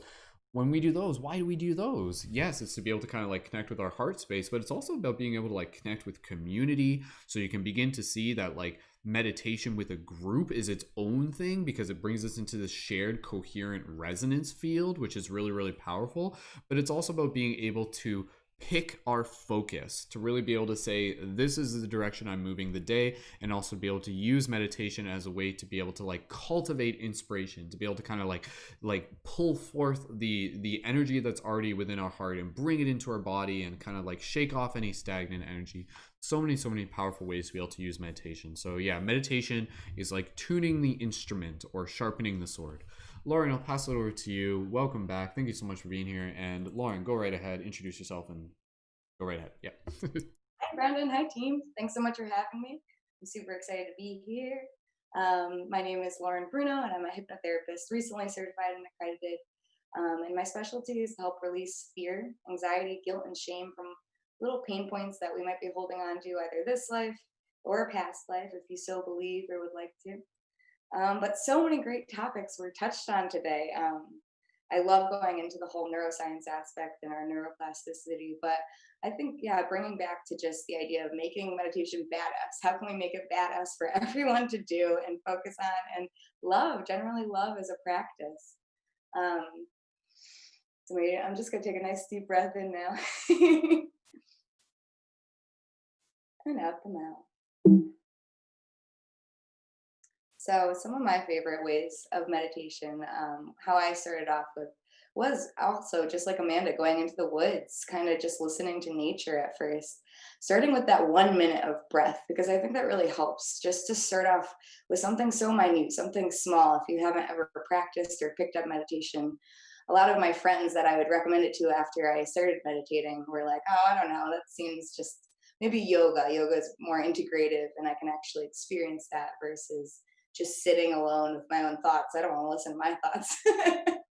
But it is an amazing way to just notice your thoughts. You're noticing them come up, as exactly as everyone else is saying, kind of as we breathe and focus more on that breath and our inner awareness, we start to notice our thoughts come up more. And I know back when I was little, you're spacing out and your parents ask you, what were you thinking about? And you'd be like, I don't know what I was thinking about. But as you practice meditation a little bit more, if someone asks you what you're thinking about, you know usually what you're thinking about. It's pretty fascinating. And it's noticing your thoughts, your triggers, your emotions, and being able to ride those waves. I love comparing it to water as well. Our consciousness is really just like water coming through, flowing through. We can get caught in spirals of our own lives sometimes, but we can bring ourselves back out of those spirals as well. So just the idea of being able to notice those thoughts, notice those emotions, notice those triggers in ourselves helps to expand consciousness of other people. So we aren't reacting as much, we're responding, we're taking that breath, taking that inner awareness, and just allowing ourselves to be and be here.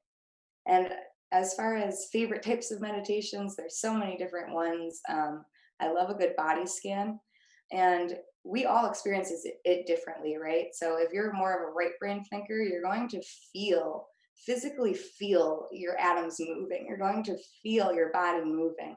If you're more of a left brain thinker, you're more so going to recognize emotions before you actually feel anything. And you like to be maybe talked to in different ways. So if you're a little bit more intellectual, you like to be spoken to with a little more inference. So instead of saying, I am confident, you would say something like, I deserve to be proud for who I am, and that makes me confident, something like that. So it's different language aspects, different linguistics of how we like to be talked to in meditation. Guided meditations definitely help. But also just relating to other people. I think the whole Discord channel in general has helped with so many different types of meditations and just vibrations and people being themselves, being real, being raw, being authentic, because that's what we're seeking right now. We need mistakes. We need weirdos. I'm a little bit weird, but to help ourselves expand consciousness and just be who we are. That's what meditation has helped me really feel, is that it's okay to feel fear. It's okay to feel anger.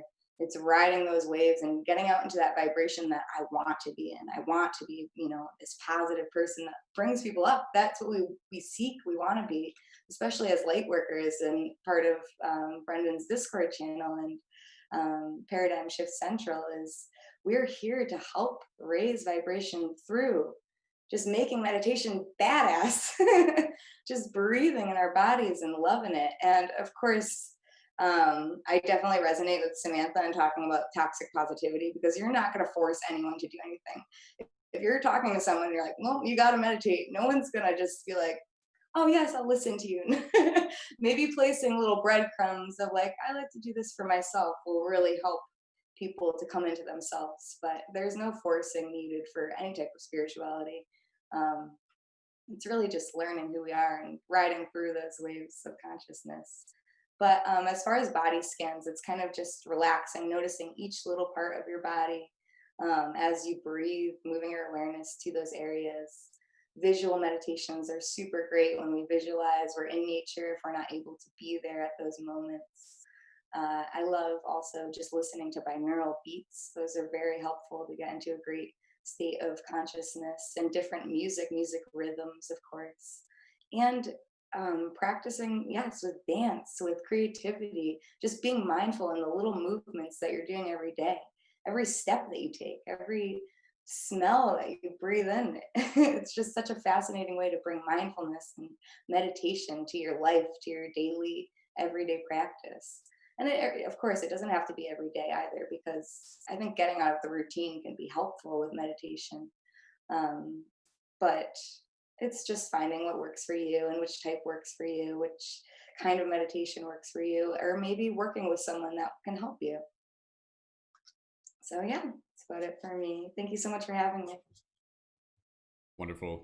Thank you, Lauren, so much. And Lauren, you must have like a particular perspective on this, because again, working a lot as a hypnotherapist, you use meditation to be able to kind of like get people into a certain brainwave state. I assume that's a big part of it. And it's interesting. I mean, Chris has just had to step out for a minute, but this is something, again, I know you two would probably have a lot to talk about here, but I wanted to be able to even just kind of like get into like the different brainwave states, because I think, again, for for us to be able to explain meditation for a lot of people, we need to be able to create the context. Why do we meditate? And I think being able to approach it again with that scientific mindset of being able to say, well, there are different brainwave states, and here's the awesome part: when you slow down your breathing, you like physiologically can change your brain state. You can physiologically change like the vibration of your body. Like, this isn't like a woo woo thing. So again, you know, it's one of those things where, like, this is just side note, but yes, going back to that, where it's like, in today's crazy world, it's like there's a lot of things that are outside of our control, but there's like things that we can control, and one of those things is our breath. And so if we can use our breath, then we can use our breath to be able to change our brainwave state. And then we can use our brainwave state to also be able to influence the ways we learn, to be able to influence the ways we wake up in the morning, to be able to influence the ways we fall asleep at night. Lauren, I'd just be curious if you can give us a quick overview on like the different brainwave states and how meditation correlates to the different brainwave states based on what you're aware of, if you don't mind. Definitely. Chris was talking earlier also about biofeedback. That's an actual machine that you can use to listen to watch your brainwave state. And that's really helpful for intellectuals, left brainers, because they don't want to be controlled. No, I mean, a lot of people don't want to be controlled. So you're taking hold of that control of your own brainwave state. But beta brainwave is our waking consciousness. It's when we're talking, when we're acting around. If you're in high beta brainwave state, you're probably very actively working on something, maybe waitressing or doing something of a high task that needs to be involved. And meditation works in the alpha brainwave state. So it's nice meditative state of consciousness. And hypnotherapy is very similar to meditation, where it is meditation with a purpose. You know, it's catered to who you are, how you learn a little bit about your childhood, because those patterns, those beliefs are from your childhood. How you were raised, the people you're surrounded by, what they told you, you pick that stuff up and you soak it in, and that becomes your own mental habit, your own repeating loop in your mind. So once you're aware, you're able to take control of that, and that helps in the alpha brainwave state, because you can look at it with a separate form of ego. You're kind of detached a little bit more from your ego when you're in the alpha brainwave state. So you can look at these emotions without reacting to them or feeling charged by fear from them. So that's very helpful when you're in the alpha brainwave state of meditation. A little bit with hypnotherapy as well, as you kind of bring up anxiety to drop into the alpha brainwave state, versus meditation is just lulling into the alpha brainwave very slowly and calmly.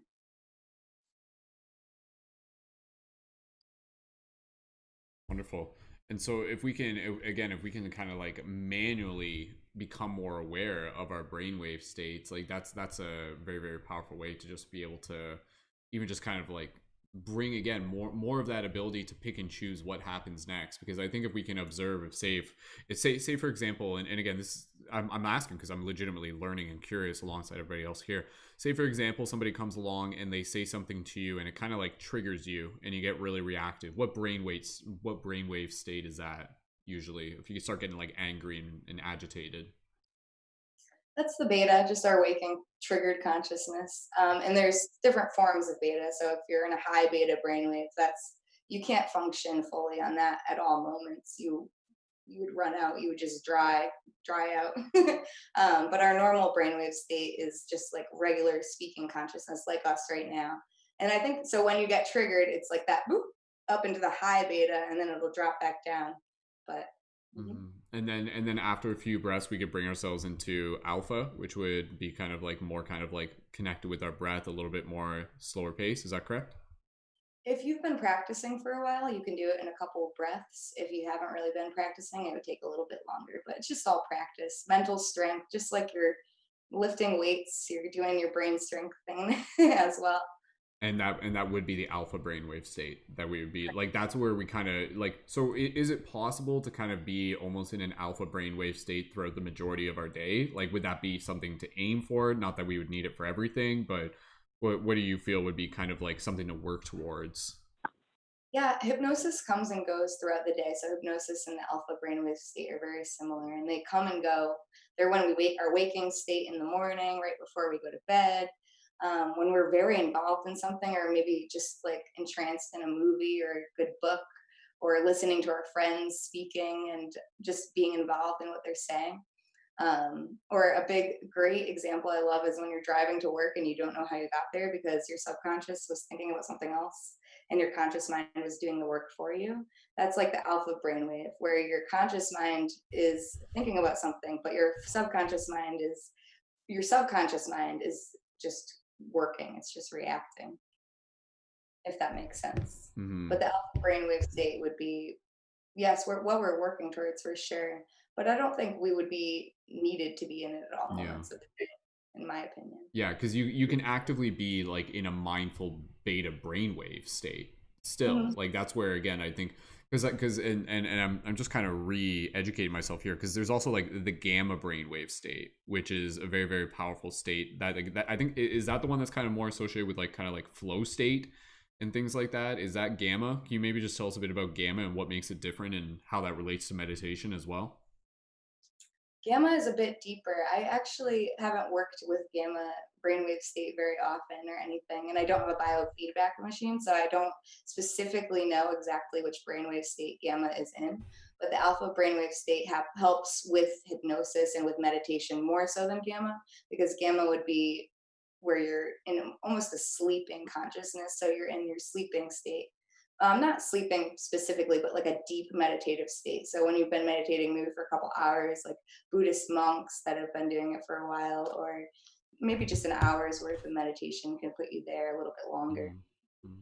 Beautiful. And again, just really going back to the idea that yes, like for the people here, like a muscle, meditation is something that you can use to develop. And again, the benefit here is that as you do it, you can actively bring yourselves into these brainwave states, literally through breath, literally just by being able to like know how to get there, to know what the path is. So that's an incredibly powerful way.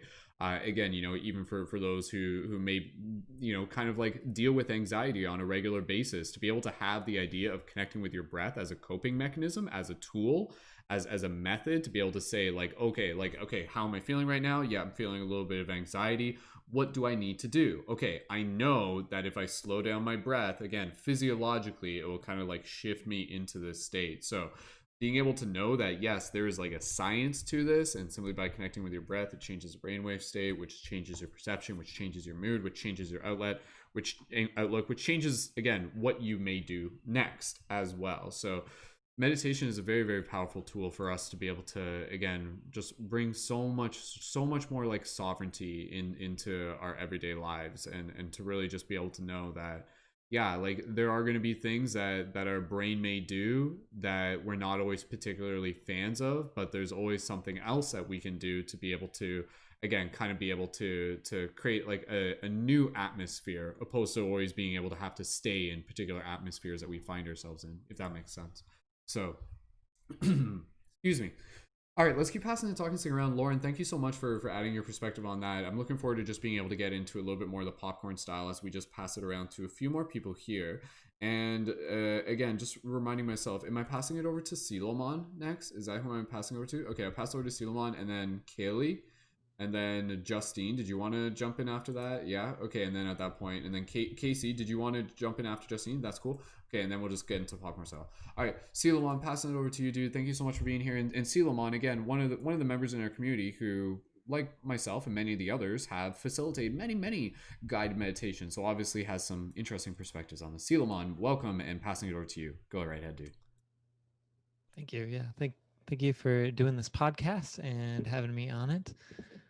My name is Selomon. I love meditation. It's one of my favorite subjects. And so being part of this is truly an honor. And I love what everybody has said so far. Especially, I'd like to reiterate that everybody has their own experience. So when you're learning from others and enjoying their perspective, remember that you are allowed to have your own perspective and your own experiences. Because I know when I first started, which was about 9 years ago, I got really upset that I couldn't achieve a 10-minute meditation, a 30-minute meditation. I wasn't able to achieve some of these really incredible, awe-inspiring stories that these other people had of their meditation practice. And it took a while to cultivate, I guess, in a way. That's what everybody is talking about with neuroplasticity. It takes a while to cultivate those brain stems, those bridges, um, and it's really truly amazing.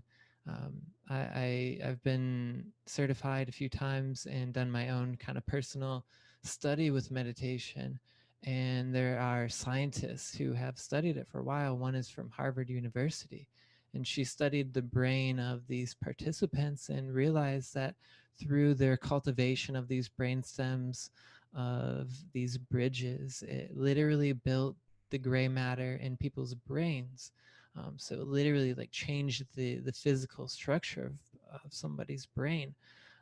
And that's just kind of a testament to really the power of focus. I like to think of meditation as the art of awareness, being able to, hone in with your awareness. Um, so I'm more experienced with visual meditations, with sound meditations. That's something that myself and my partner Shannon do together, where we work with sound to create a space of peace. And we found through study of sound that it changes, the effect of your body. There was a study done with this man who studied the structure of water and realized that sound has a profound effect on it. And so, mostly being water, sound is such a big effect. So sound meditation for us is a good way to calm people down, to calm down their central nervous system, to calm down their thoughts, and it also helps to put them in certain uh, brainwaves of the mind. I know with binaural beats, that is a big way that people can work with to kind of guide you along on the journey of getting to these different states of your brainwave. Um, and binaural beats are really crazy. So sound meditation is big. Mindfulness is big. One thing that I learned to do along my years of experience, and something that helped me to shift my reality, was mindfulness meditation. And the way that I work with mindfulness meditation is through the breath. It is the number one anchor, because it's something that we're always doing. We're always able to work with the breath and guide it along and control, like Brendon said. So mindfulness of the breath can be something that is just a few moments, and also being aware of everything that's going on, because we are human. We have these brains. There's these thoughts that are flowing through all the time. Like I said, when I first started, I could only do a few minutes because my thoughts kept swarming in me like mosquitoes, just stinging me in the neck and the face. And so I had to like learn how to um accept the mosquitoes. I think one big thing is if you resist it, it might persist. So being able to allow the thoughts, allow the emotions, allow the everything that's really going on within you, around you even too. Just kind of allowing that begins to create this energy within us that we can begin to hone and guide to a more harmonious reality or environment.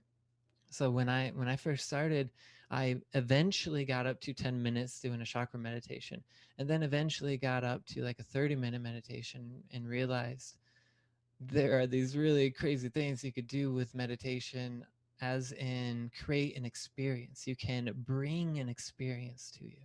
And after learning about the breath and kind of accepting everything, the next step for me was to, okay, what's next? Like, how can I work with this Swiss Army knife of spiritual tools to guide me on this path to create like something that I want to experience? So I wanted to experience this super magical adventure where for months, I was just free. I was just going anywhere I wanted, doing whatever I wanted to do, but my main mission was to find truth, to find my own kind of spiritual belief system. And that did take me to 3 Days of Light in 2012, where I did meet Brendon. And that was such a profound, you know, festival that me and a group of people hopped in a van and drove across the country to all these spots that we wanted to do different things. So I wanted to teach meditation, specifically astral projection, because I was really big into that, working with meditation to astral project, to you know, send my consciousness, my awareness to a moment in reality that I could come back and remember. So we went across the country and did a lot of different types of meditation, but honestly, my favorite was the mindfulness one. And I started calling it the open monitoring system, where I would just openly monitor everything going on around me, everything going within me. So this is something I was able to do on the streets of San Francisco. This is something I was able to do in front of Alcatraz in California. And it's something you can literally do anywhere, anytime. So with open monitoring system, you focus on your breath, and then you become aware of all the sounds going on around you, becoming aware of any subtle energy if you're able to feel that around you, and also being aware of how that affects you, how that affects your emotions and your thoughts and your feelings. And just with radical acceptance, taking all that in without needing to change anything, at least for that moment, is so healing and so profound. And I learned that even acknowledgement and acceptance can begin the process of healing and the process of moving forward, of breaking out of a cycle that, like Lauren said, we find ourselves stuck in sometimes. So if I would say to everybody listening, if you're new, if you're a beginner, if you have a really hard time with meditation, try just accepting that fact. Try accepting your thoughts and see how that goes for a while. Because I believe even the monks have those thoughts flying around in their mind. They're just so, they're so used to letting them go that, those brain stems have been, those bridges have been really traversed. The path has been really hardened. So I personally I am on Insight Timer. I just found out, really exciting. And I post all my meditations on YouTube. I have a bunch of them, so check out my channel, Selomon Official. And thank you, Brendon, for cultivating the space, and everybody for listening, and everybody for speaking. It's been really amazing listening to that. So namaste. Oh, awesome. Namaste. Thank you so much, Selomon, and thank you for sharing, and for, like, I mean, over the years, like, how many meditations do you think you facilitated over the years, in a rough estimate? Definitely hundreds, at least. Definitely hundreds. Yeah. I'm estimate above 200 within the time that I started teaching. Well, that's awesome, dude. Wonderful. And again, as one teaches to learn, and that's a big part of the journey for a lot of us, is that, like, even within our community, we have our regular team meditations, but to be able to hold space, to be able to create the opportunity for us to practice leading meditation is so valuable. So again, it's one of those things where, meditation may be something that you may really start getting passionate about, but I think to really be able to feel the call to share it with others is another way to be able to help you grow. And it doesn't mean you have to do it on a big broadcast. Maybe it means, like meditating with your kids, or, just like meditating with a friend, or just kind of opening up that discussion, and even talking more openly about meditation with others as well. I think just kind of normalizing it is an incredibly important thing for what it is that we're moving towards. There's a couple things that Selomon said that I just wanted to be able to hit upon, and then we're going to pass it over to, Kaiey. Am I passing it to Kaiey next? Yeah, okay, passing it to Kaiey next. So I'm not going to get into it here because I just want to be able to keep moving things around, but we'll go into it a little bit later. First of all, quick prompt. How's everybody's breathing right now? Go ahead, take a moment just to be able to connect with your breath. That's all I'm doing. I'm just literally just inviting you to be able to ask yourself, am I aware of my breath right now? Go ahead, take a breath. It's okay. But one of the things that's really powerful with meditation that I want to talk a little bit more later is the power of using meditation as a way to be able to tell stories and create experiences. This is one of the things that I'm really, really passionate about meditation. For those of you who've been involved in the community, you guys know this. You guys know that for me, I like using the meditation as a way to be able to help enter into this inner world, into this inner journey that's kind of like our own virtual reality that's already inside of us, that we can tap into, that we can plug into. And then by having someone guide the story, you create the container for us to be able to open up to experiences that we can learn, experiences that we can be a part of, experiences that can open our heart, that can connect us with deeper parts of ourselves. I've done a lot of really, really powerful meditations for the team over the years that many of you have not even heard, that are still linked into the YouTube info down below. Ones that would just be like these epic first-person journeys and adventures, and I was just fascinated by the idea of being able to really see the practice of being able to drop into a deep guided meditation as being something akin to being able to experience a dream, to being able to experience like a waking dream in that moment. And so in the same way, if we can learn and grow from a dream, what happens if we're creating little or big stories within meditation to be able to help put ourselves in circumstances and scenarios that we can really grow from and experience and drop into and tap into wisdom and to be able to receive messages. One thing that's just coming to mind here, and I'll pass it to Kaiey. I think that I've observed a very, very powerful idea with meditation is that within meditation, you can begin to notice as you start getting into it, this idea of the difference between projected thoughts and received thoughts. For me, this was a big kicker, because once you start kind of realizing that this is a thing here, this is something you can observe, you can really start using meditation again as a way to be able to tap into information, that may be beyond your temporal self.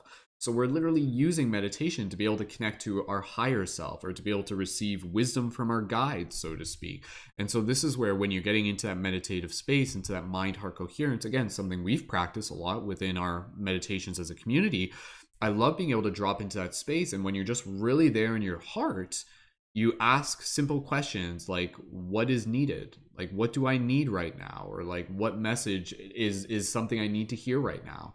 And just being able to open to that and being able to just kind of like hear that wisdom arrive, and being able to distinguish the slight difference between the projected thought and the received thought. So yes, within meditation, it's a very powerful way for us to be able to connect with more parts of our soul, with more parts of our multidimensional being, with our multidimensional nature. And again, it's something that we've also done in meditations is it's even a way to be able to connect with our ancestors, to be able to connect with our past, our future, past life meditations, regression, all of these things.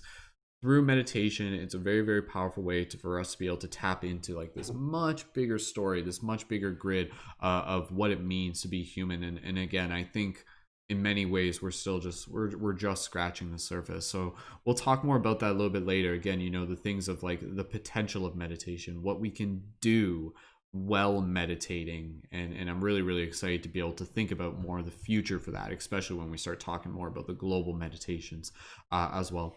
I'll tell you guys a little bit about the schedule and everything for next week as well. We'll do that a little bit later. So let's pass over to Kaiey. Kaiey, when you're ready, pass over to you. Please feel free to introduce yourself. Welcome on air for the first time, and tell us a little bit about spiritual wisdom of meditation. Go ahead.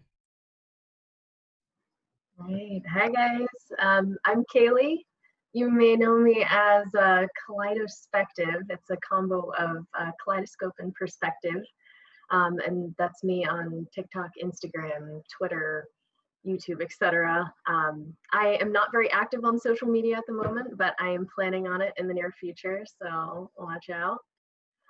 But yeah, I'm really, really excited about this topic tonight. I took like a million notes. I'm very much a student myself, but what I love about meditation is that you're also at the same time the teacher. You really have the opportunity to guide yourself through each meditation. And like Brendon was saying, like have those moments where you clear the slate and you just let the messages come in. And I think that's something really beautiful. So what I wanted to do tonight is share a little bit of my experience with meditation and how it helped me in my spiritual awakening.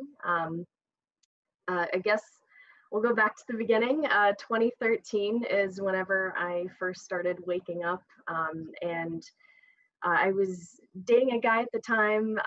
He was a very God-centered man, always out doing things in nature, very into fitness, all the things that I wasn't at the time. And he really opened my eyes to a lot of things. And we ended up breaking up in the middle of the summer. It was just like a summer fling. We ended up breaking up, and it was like one of the weirdest breakups ever. We ended up like, it was really, really nice and mutual, and we ended up going to church afterwards together, which was super nice. But tying that back all in, so after we'd broken up, I was looking for something to fill the rest of my summer, and I'm like, all right, well, he bought me a yoga mat for my birthday, and I haven't really dove into that yet.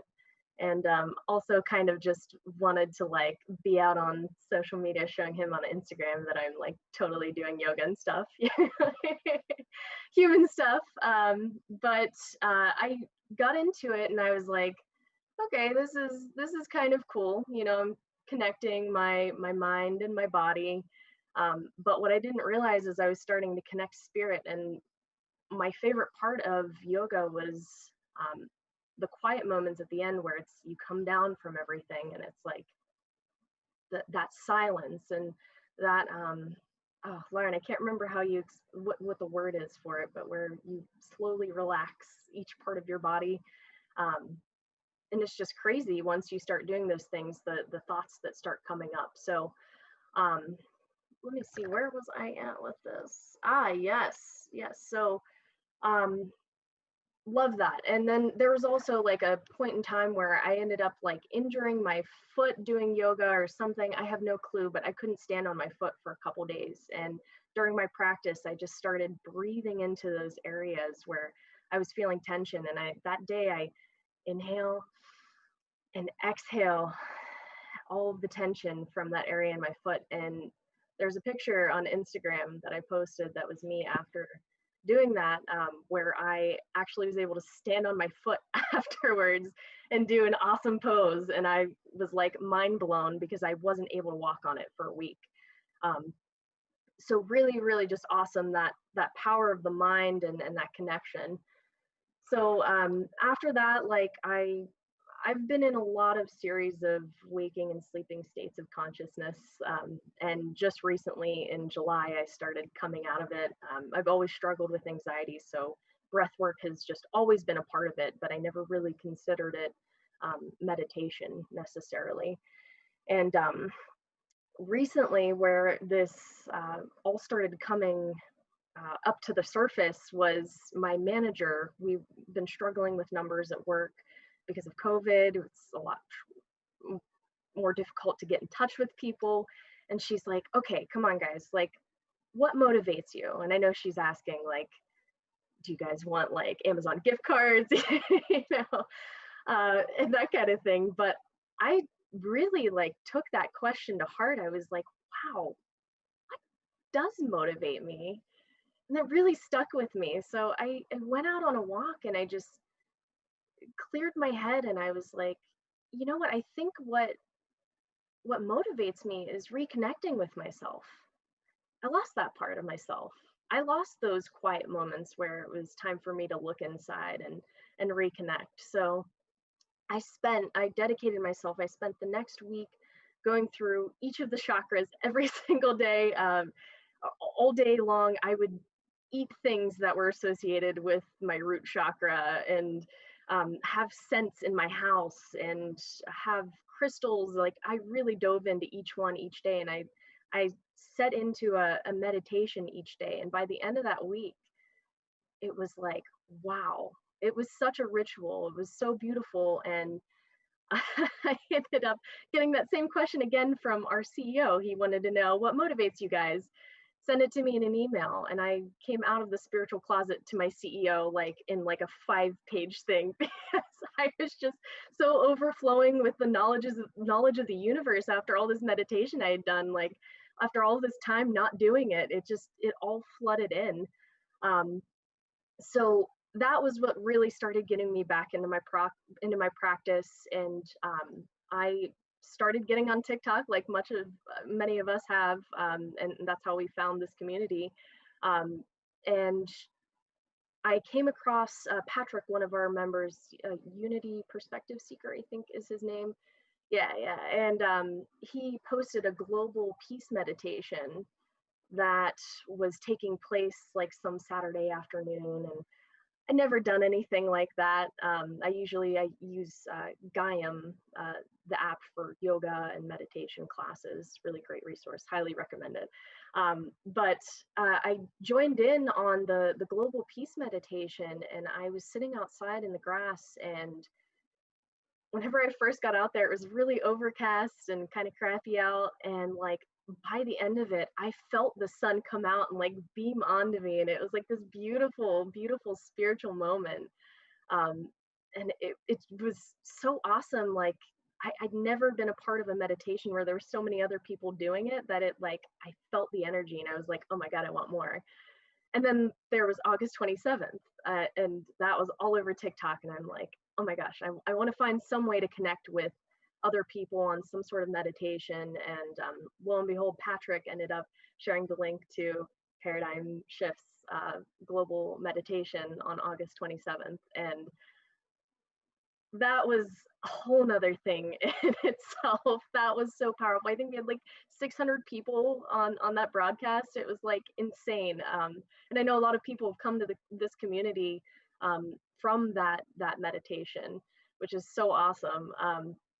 But the next day, like after that, I kept finding myself, I think I messaged Brendon somewhere in the comment sections on his TikTok, and I was like, I can't stop crying. Like the next day I was like so overcome with emotion every time that I went back to the dream tree and reflected on like the powerful work that we had done that night.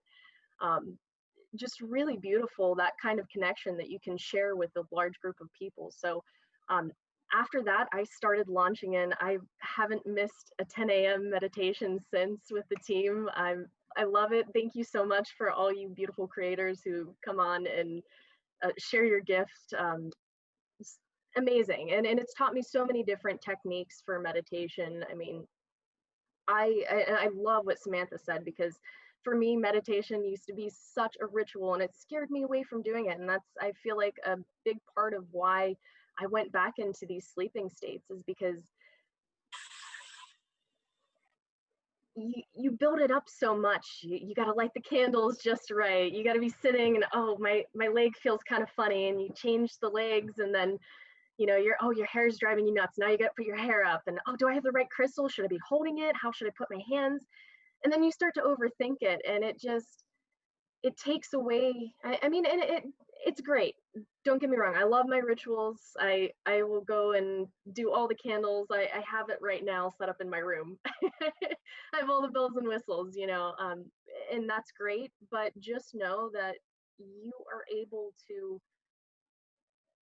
do meditation on a much smaller scale. Like laughter meditation is awesome. Just laughing is meditating. Or I even found it in like being present whenever I'm eating my food. Just turning off the TV. Oh my gosh, it was like the biggest culprit for that. Like always having a screen in front of me, and not really paying attention, but just sitting and being present while you're eating your food and really like paying attention to it. It's all meditation. It's all connecting with that part of yourself. I'm gonna wrap up here. I think I had a couple more thoughts. Yes, yeah, the main point. So this past week, I just I keep getting this message over and over again, and Brendon actually, like, ironically enough, hit on it on our 10 a.m. meditation on Monday, is just this concept of slowing down and stillness. I find that there's such wisdom in stillness.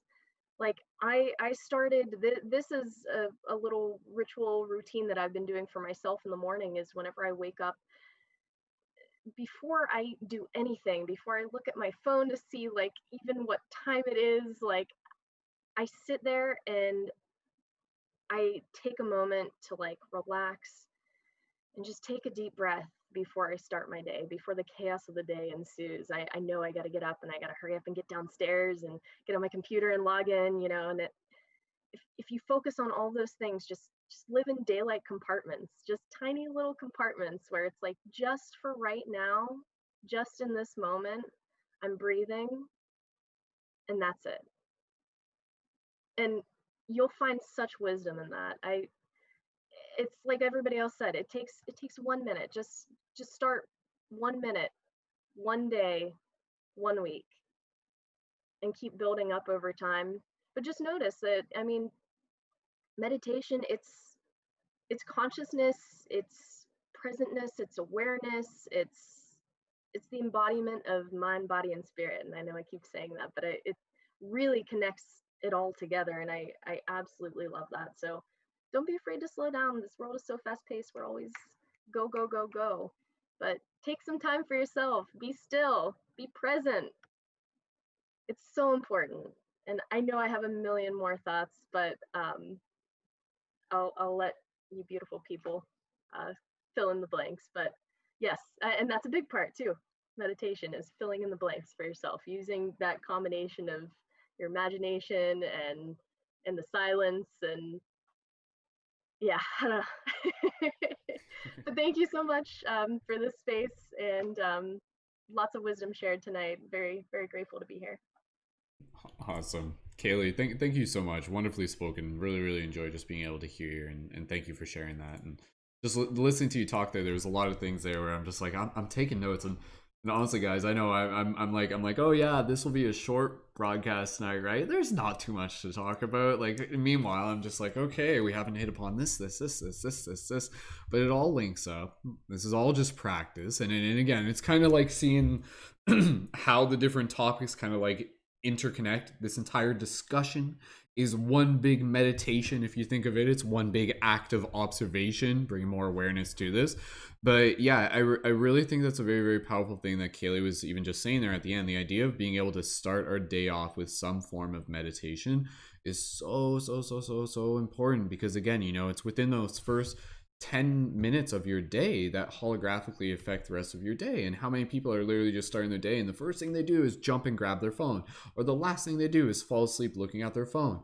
And I'm not shaming you if you do. Like, I do it too. Like, the fact is that with a practice like meditation, part of the thing that you are also training is also going to be your discipline and your willpower and your temperance. The meditation practice is about being able to make the choice, but at the same time being able to step and look at the challenge that may be in front of you, that impulse where it's just like, oh, but I want to do the easier thing. I want to fall asleep looking at my phone. I want to kind of do the routine that I'm used to. But again, to be able to just kind of like begin falling in love with something different, begin falling in love with just that feeling, being able to connect with the breath, connect with the heart, to go on some sort of imagination journey within your mind. Like, it's really powerful to use meditation as a way to be able to practice flexing your imagination.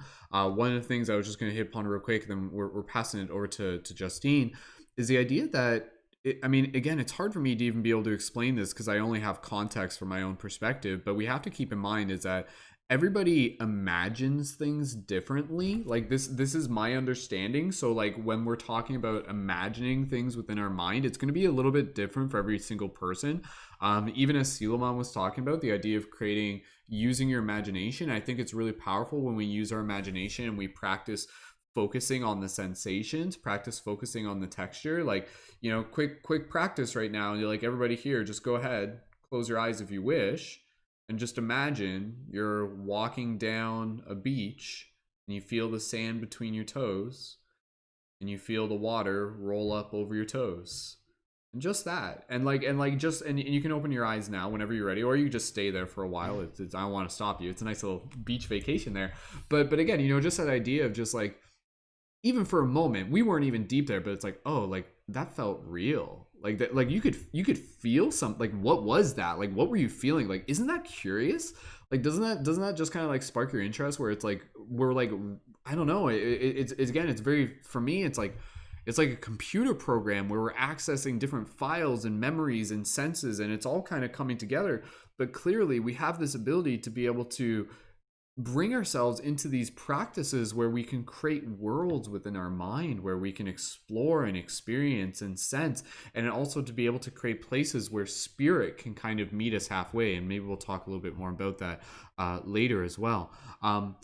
Yeah, there's other stuff here that I'll get to a little bit later, but the one thing I'll just say right now, if you're thinking about being able to just try and to simplify meditation, I think one of the things of meditation that's really, really powerful is to be able to use meditation as a pathway to being able to really connect to that idea, and not just the idea, but the feeling of being loving awareness. So like, loving awareness isn't something that you have to cultivate, it's something that you already are. And so when we get into a meditative practice, it's again about being able to peel back the layers, kind of remove the things within our way. And then as we do this, eventually, simply through connecting with the breath, connecting with this present moment, not rushing ourselves to get up and go anywhere, what does it feel like to really practice connecting into that place and really just kind of connect with that idea and that knowing that, like, yes, you are loving awareness, and to really be able to feel and to bring that awareness of love to the forefront of your attention, and thus to be able to continue to cultivate it on a regular basis. So yeah, exactly as Kaiey was saying, meditation is a very simple but powerful and deeply impactful way to be able to connect body, mind, and spirit. So if we can start and end each day with just simply being able to remind ourselves of this cultivation of loving awareness, of this cultivation of peace, of filling our cup with love first thing in the morning, then again,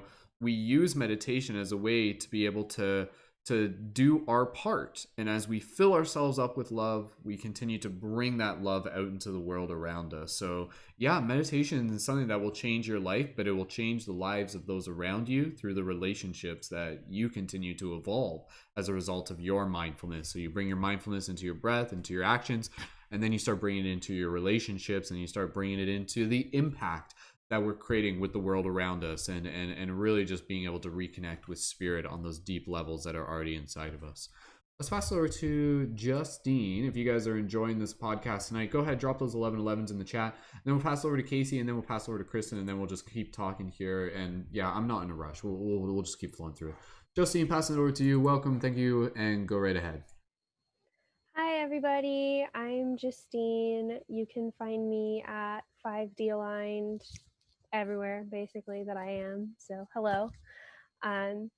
I have 3 keywords that I want to bring up when it comes to meditation and applying that to our lives, really. And those 3 words are oneness, consciousness, and practice. And I think a bunch of the other creators who've spoken tonight have covered this in actually some really deep technical detail, which is cool. But we as human beings, our brains have immense power over what we are feeling and experiencing. And whether that resonates best for you from like a neuroscientific perspective, which amazing. Or if for you felt that moment just a second ago when you're like, wait a second, I do feel myself on the beach. What's that about? Whatever that entry point is for you, the concept, that like little kernel of knowledge is the same of like, hang on, my brain can do some stuff here. Well, how do I do something with that? And touching on, I think it was Samantha. Yes, it was Samantha earlier who spoke a great deal about taking care to ensure that your meditation practice is going to be safe for you with what you're going through.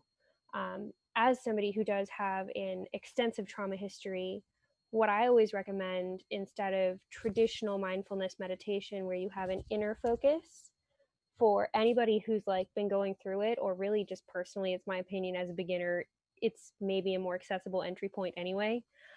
is to focus externally on something, whether that's a guided meditation where you're focusing on chakra, or you are sitting outside and focusing on a tree in front of you, or, you know, I lived in downtown LA for years, and I would literally go out on my balcony and look at one metal, like, I guess, pole on the like safety railing. Which is like, I mean, that sounds really lame, but it is something that was like really nondescript and simple that I could look at that was there. Um, and so having that visual connection to something external to you, whether that's, you know, you're visualizing in your head, or you're literally like, there is a bird on my porch, that's cool. I think that just learning to discipline your mind and practice being in the present moment is going to be a really great way in that's very simple to go towards. And why do I recommend this? Well, oneness and consciousness are the other two words I want to talk about. So spiritually, the deeper I go in my journey, the more I come back to this idea of oneness, of all energy being interconnected. I'm a big philosophy nerd, big history nerd, big, you know, culture nerd. And I've been to 19 countries and I haven't found one where the dominant esoteric practice, shall we say, doesn't have some concept of oneness at its core. And so I think it's fairly safe to say, as a spiritual conjecture, that this unity consciousness or oneness consciousness is a huge source of growth for us as humans. And I think meditation is the simplest way in to keying into that unity consciousness. And when you are able to embody unity consciousness subconsciously, that is, without trying to do it, because you've been practicing meditation in everything you do for so long, that is, you've been practicing living meditatively, that unity conscious is going to be what liberates you from your guilt, from your trauma, from your shame, from your anxiety, you know, from your sadness, from whatever fixation you have, because all of those human painful emotions are actually rooted in separation.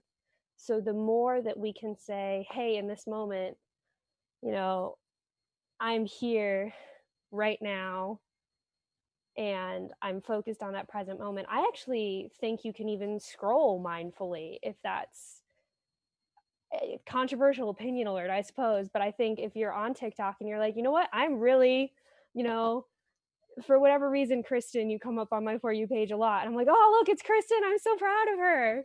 I recognize her little background. That's awesome. And I'm like in it. And then I go to the next video and I'm like in it. I'm not just like, oh, I don't want to think about all the work I have to do. I mean, I do that sometimes, but one of the things I've been trying to do is to be more meditative in everything I do. So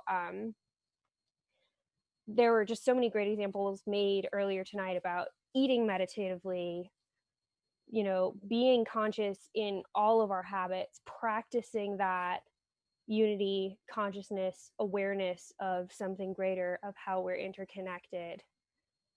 It's just going to help, you know, whatever else you're going through, it's just going to help. So find that way in. And for me, lately, it's been looking out the window.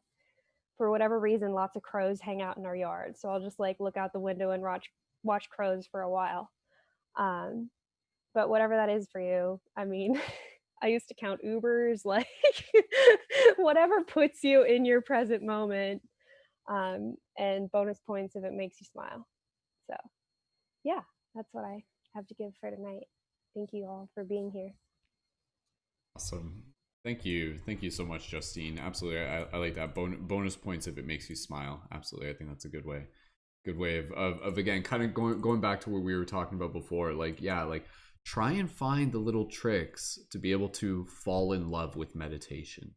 And that's where, again, you know, like and we'll talk more about this. We're just going to kind of make sure we go through everyone, but I want to be able to get into, again, like the subtle things that we can do to help influence and create that space and that easy access for meditation, such as, again, you know, clean your room first, you know, like put on some incense, put on some music, take a nice bath or shower first, you know, like take your phone and put it into the other room, read a book for a little bit first, listen to other people talking about meditation so you can create more context from it, read books by you know, like different Dalai Lamas or any other spiritual teachers who may be able to talk to you a little bit about, you know, meditation from their perspective. So again, you know, meditation is something that is equally as important for us as drinking, as sunlight, as sleep, as, you know, like any of the basic things. I think, you know, as individuals, meditation is something that we don't have to look at as a chore, but we do begin to understand that doing it is something that is incredibly beneficial.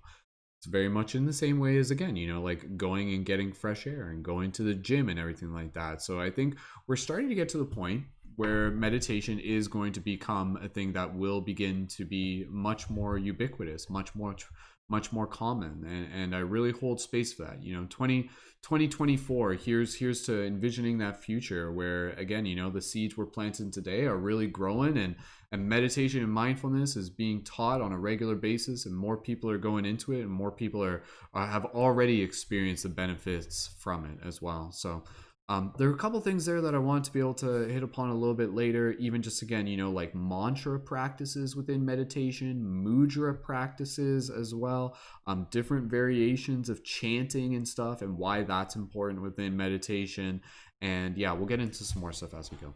I'm going to pass it over to Kaci, and then we'll pass it over to Kristen after that. So Kaci, passing it over to you. Welcome back, and go right ahead.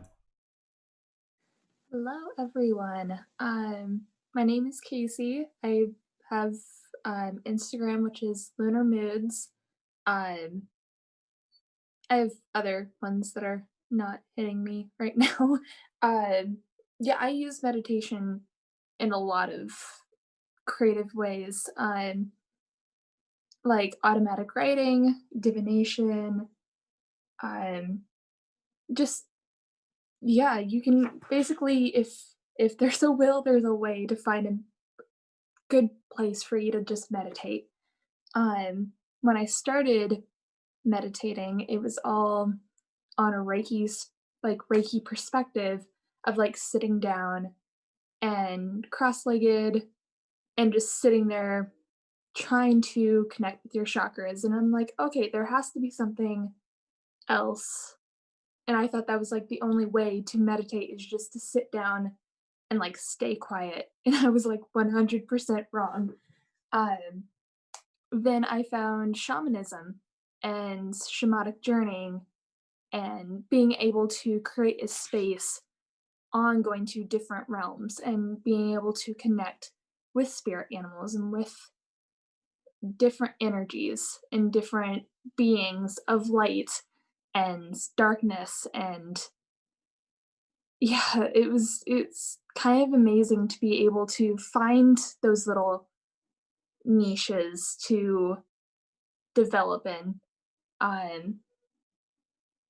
had other things to say and now it's just slipping my mind, but that's how energy just moves and adapts. And I had so much more, but in due time. And yeah. Kaci, There was another. Go ahead. Yeah, I was going to ask you a Yeah. question. Yeah, I like to videotape myself sometimes, just like cleaning my room and speaking out loud, because I use a lot of, if I'm talking to someone, I'm channeling their energy, and that's a form of meditation as well, is just getting involved. And I can see into their past lives of being like, oh, you were in Barcelona, and I'm channeling and meditating at the same time. And they're like, whoa, that's really crazy. How do you know that? It's just intuition, and it's just energy flowing. And yeah, I'm losing it. That's totally fine, Kaci. I'll just practice. That's totally fine, Kaci. I'll just practice. And even just going back to the Reiki thing, because again, I know a lot of people here have kind of like had experience working with Reiki and stuff. And one thing that, again, you know, I've noticed with Reiki, and this is something I was thinking about talking about. And we were already kind of talking about this earlier, but this idea that, again, with meditation, it gives us the ability to be able to like feel things that we may not otherwise feel, the subtle energies, the quiet things that are already happening within us. It's kind of like that thing where if you kind of like do this and rub your hands together and you hold them apart, you can feel something there.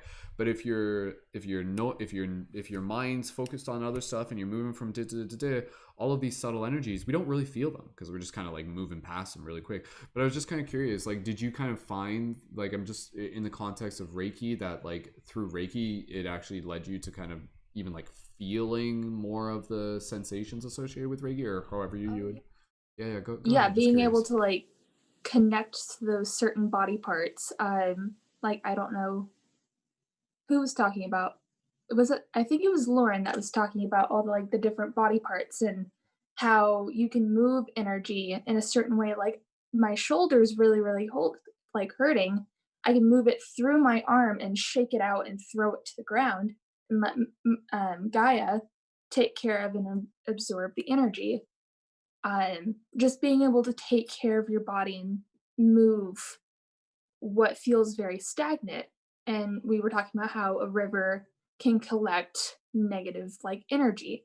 You just have to let it move through and that kind of stuff. Also too with shamanism, um, that helped me a lot too, because you have that drumming beat going on and it activates the left brain and it takes control of the left brain and kind of moves it more towards the right. So you have more of an equilibrium to balance everything out. And everything's balanced, everything's feminine, masculine energy that just kind of helps move that chi around. So, and it goes back to Reiki, of course, and just working with the energy and that kind of stuff. Yeah. And I'm not exactly sure if we need to get too deep into shamanism and everything now, but I'm just kind of curious, based on what you've kind of learned through your introductions to shamanism, what would be the purpose of again, like how meditation worked within their shamanic journeys? Because kind of what we were talking about here, it's with these journeys that you're dropping into these natural deep meditative states, which are very akin to like a psychedelic experience in itself, and you're really tapping into again like these internal energy centers. But yeah, I'm just kind of curious, even within a little bit of the knowledge that you have, like the cultural role that meditation has played within shamanic practices and shamanic journeying. Maybe you can just tell us a bit about that, as for the people who may be quite new even to the concept of shamanism, if you're able to. Yeah, how I was able to be introduced, I was introduced into 3 worlds. You have the lower world, which is you connect to the roots of a tree and you go deep underground to meet spirit animals, to meet different beings that could be like under the surface of the universe, and working with those kind of energies and working with those kind of deities, if you believe in deities and stuff like that, then moving out of that world, then going into a new world. So being reintroduced to a middle world, which is more of the Fae, more of this plane of existence, but more slower. It's more of a monotoned energy. And I had a really bad experience with the middle world, and my teacher actually is like, that shouldn't be, it should be more like a picnic, like a walk in the park. But it was weird having my first time be like a negative experience, which kind of was a good example for where I was in my life. So you can deal with negative energies while going through meditation and not know it. And that's kind of how I felt with the middle world. And then the third world is the upper world, where you are climbing up a ladder. It's more of like a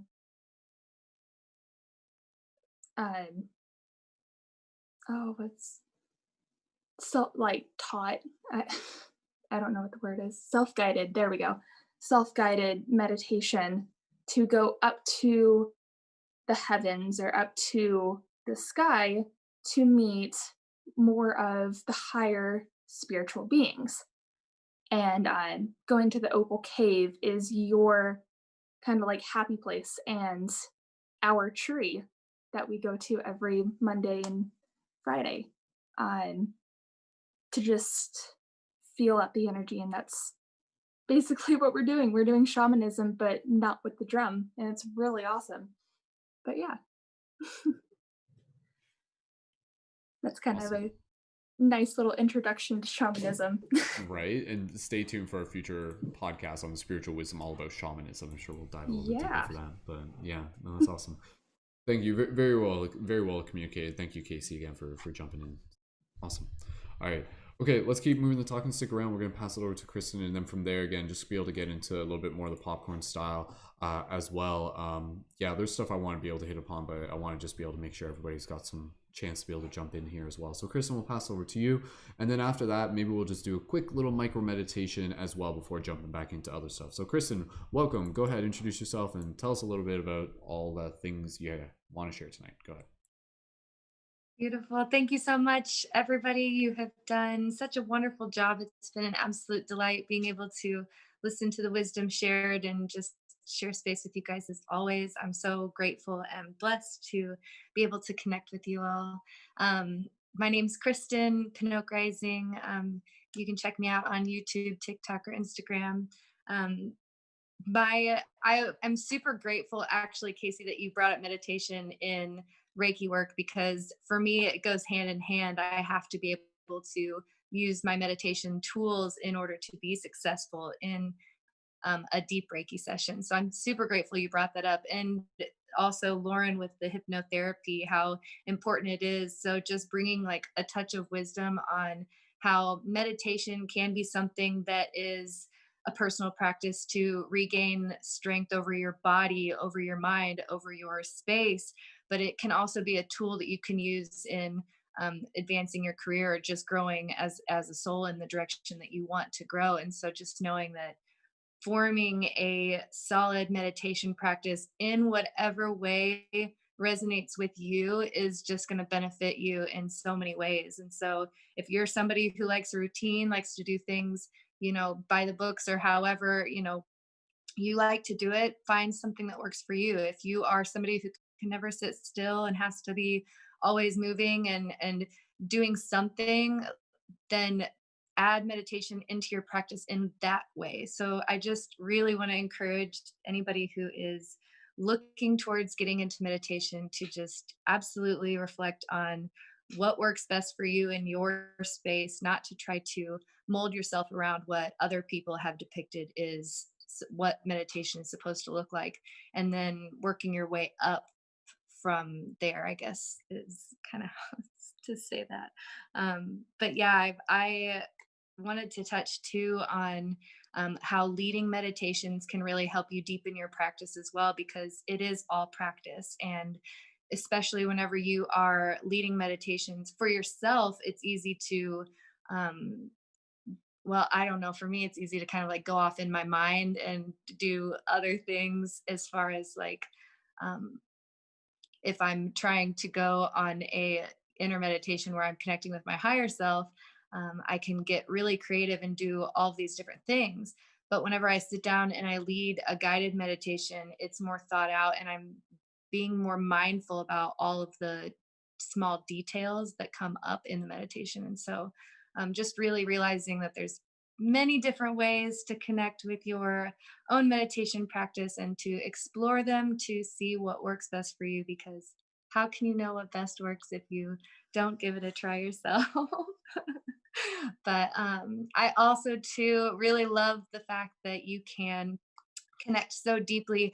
I do a lot of dream work. I have a pretty intensive practice I do, and that requires meditation every night before I go to bed, and kind of doing a ritual where I'll, light candles, do an incense. I have a prayer I say, and all kinds of things, but just like really incorporating ritual into your meditation practice as well.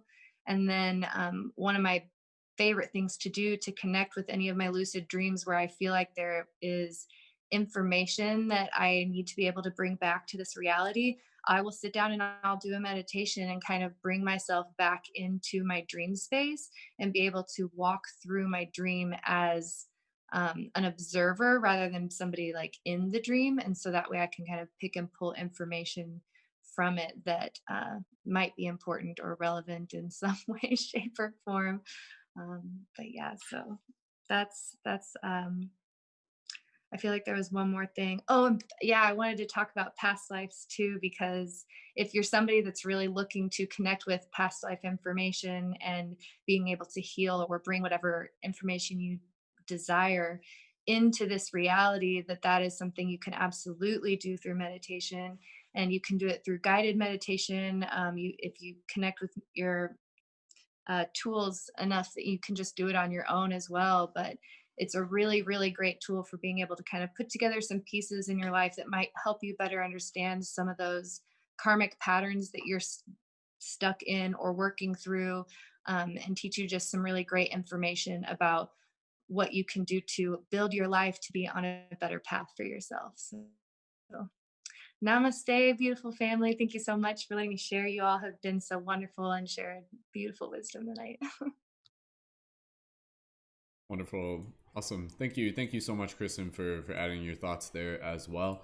And again, we'll take a moment here just to be able to drop into a little bit of a micro meditation practice.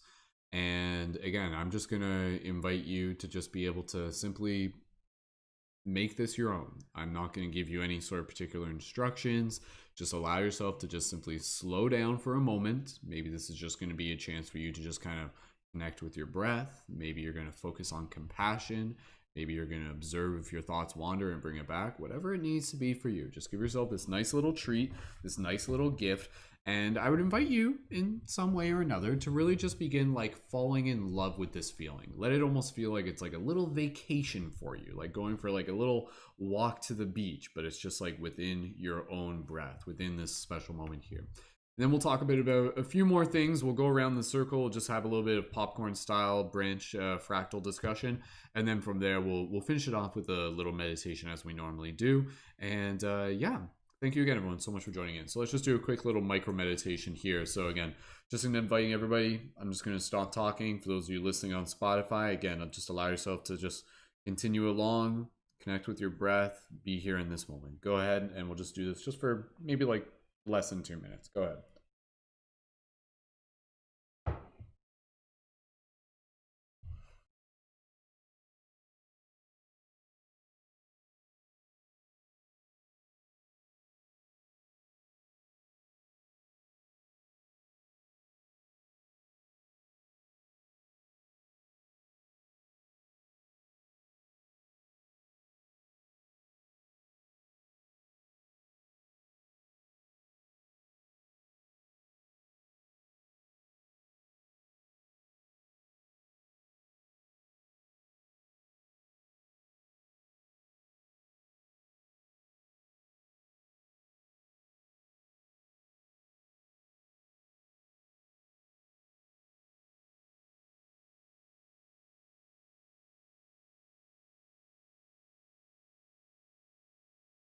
Stay here for about 30 more seconds.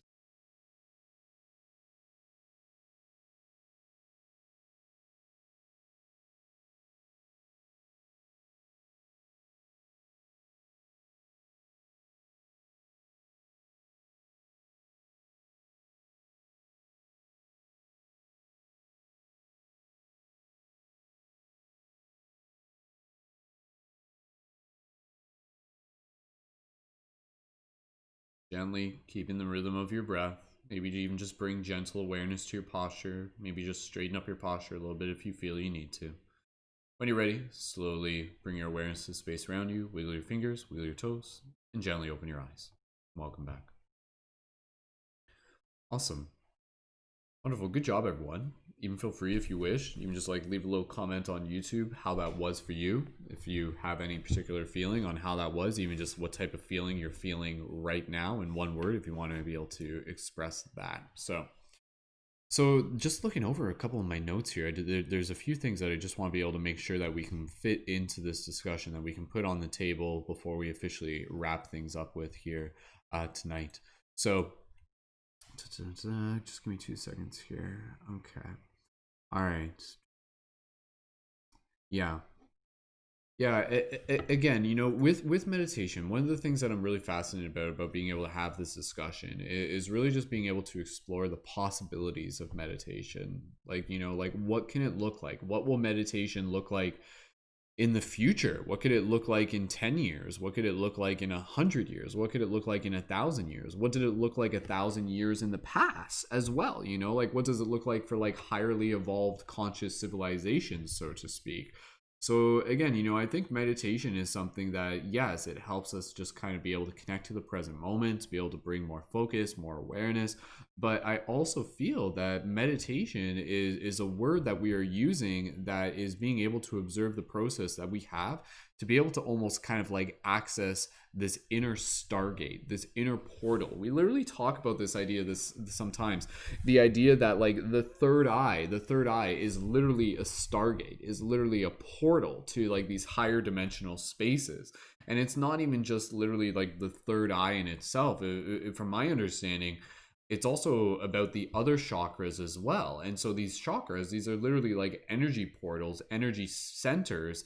And again, you know, one of the powerful ways that I like to be able to approach meditation is that through the process of being able to kind of listen to these parts of our body, we can also allow ourselves to be able to receive information, from beyond the present moment.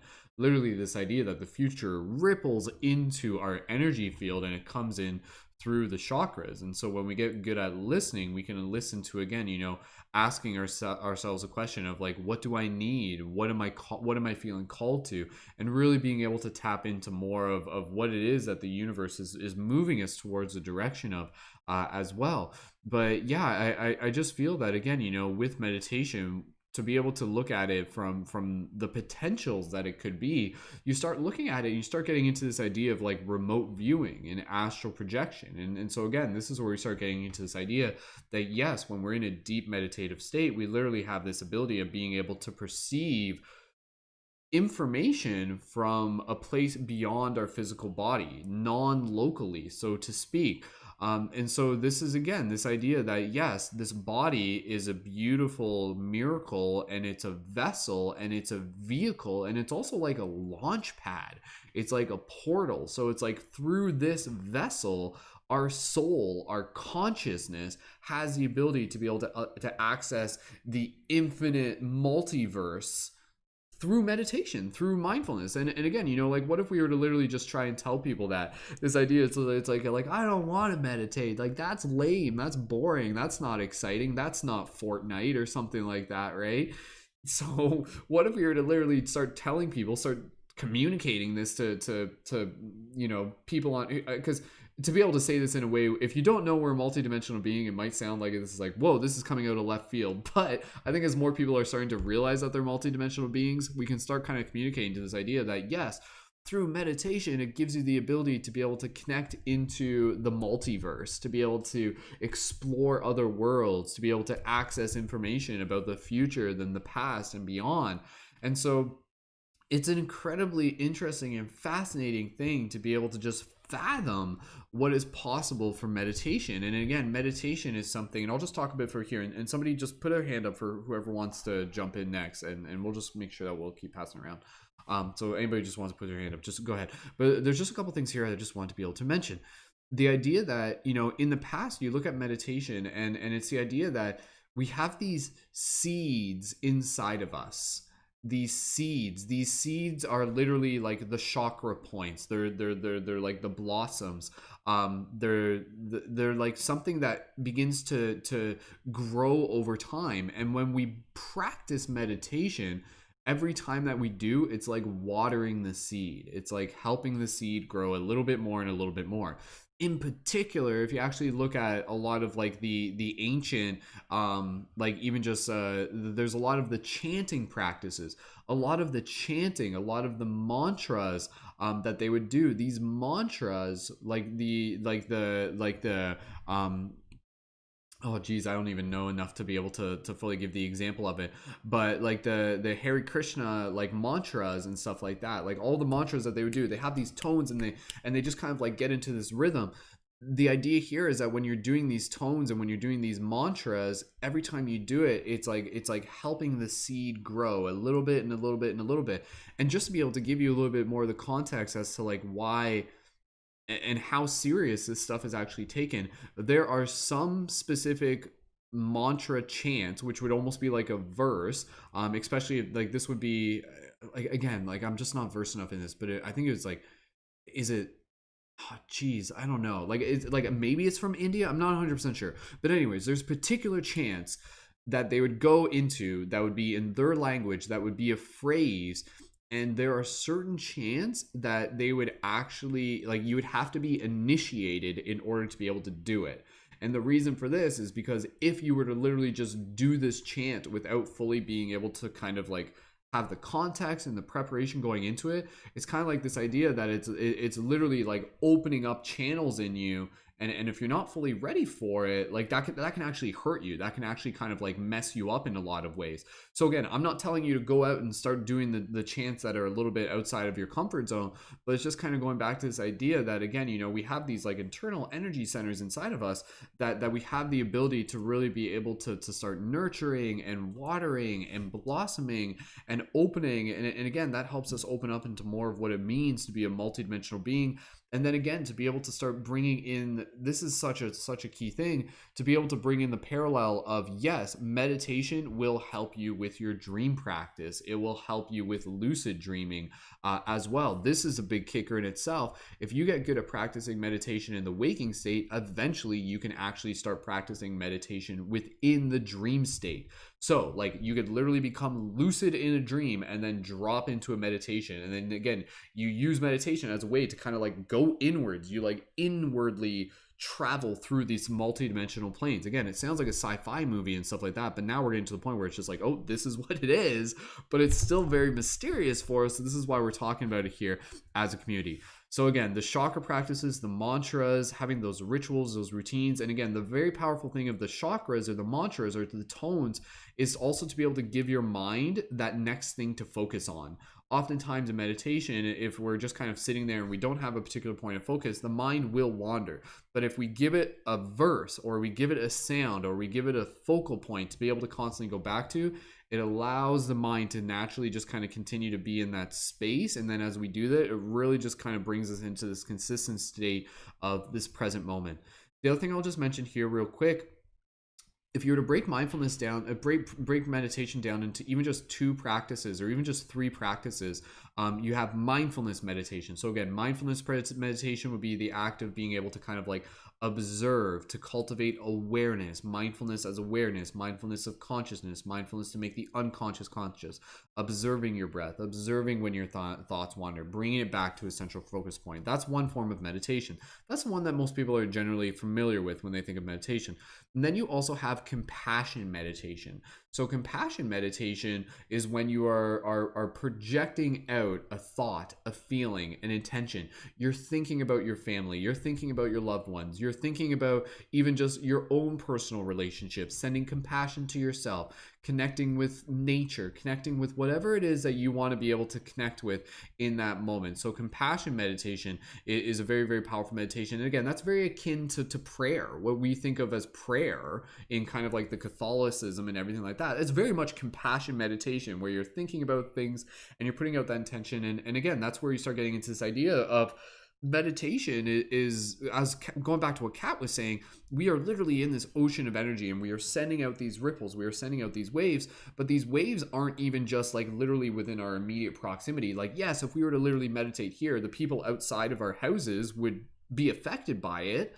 That's a literal thing too, but also non-locally as well. Non-locally, our energy is still affecting. So this is why, again, you know, the benefits of global meditation is still something that I think we're still exploring it. We're still being able to just kind of like really tap into the potential of it. And I think, again, you know, for those of us who are just in a regular routine, holding space for that is incredibly valuable for us as a larger community. And again, when we do the global meditations, doing meditation by yourself is one thing, but to do meditation as a group, especially be it in a physical place or even online, is very interesting because you can drop into that energy. You can feel it. Like, I know for some people, they're like, when I meditate with a group, it's easier. Like, it's actually easier. You can really kind of fall into it. And then the last thing I'll just say, and then I'll pass it over to Kat here, is the idea of using meditation for retrospective meditation, recall practice. This is a very simple meditation practice that I would encourage each of you to even implement this tonight. Literally, before you go to bed at night, take a moment to be able to sit down and meditate and just practice thinking about your day in reverse. So literally, what you did before you sat down, what you did in the kitchen, what you did before dinner, what you did during like the middle of the day, as much detail as you can to the best of your ability, understanding that it's just a practice. And as you do that, not only is it just helping you kind of like unpack the thoughts of your day, which is incredibly powerful, because when you're going to sleep at night, if you have a lot of thoughts on your mind and they're just kind of going, those will probably enter into your dream space, or they might make it harder for you to even fall asleep in the first place. So if you take a moment to be able to meditate before bed, what you're doing is like you're unloading your mind, you're unpacking your mind, you're dumping out the things, you're observing the lessons. Hey, what did I learn? What did I feel today? Oh, why did I react that way? Okay, what does that make me feel? You go through it and then you're like, okay, there, clean slate, tabula rasa, emptied the cup, so to speak. And then as you move into the dream space, you have like more of like an empty vessel for the dream consciousness, for the dream curators to really be able to pour information in there. So the retrospective dream meditation is a very, very simple meditation, which again is really being able to just bring mindfulness and really, again, you know, in parallel with the dream practice, being able to bring as much mindfulness into our daily life as we can, asking ourselves, prompting ourselves, you know, am I aware of my breath right now? Am I dreaming? Am I in this present moment? And really just even getting curious, even like really like start looking at the little details. Next time you wash your hands, really feel the water, really be present with it within that moment. Next time you walk outside for a fresh breath of air, really feel it as if you're like, again, you know, like a child observing things for the first time. Awe-inspired meditation would be another way of putting it. And again, you know, meditation is powerful for dissolving boundaries, and I love the idea that meditation is a very powerful way for observing and for doing healing work within ourselves and for moving energy, literally moving energy with our breath. We were talking about this earlier. Kaiey was talking about it. A few other people were talking about it, where literally your energy moves where your imagination directs it. A lot of people, they don't realize this. They don't think it's this literal, but if you literally focus your imagination on imagining energy moving through your hand, it's like your imagination creates the current for the actual energy to be able to flow through.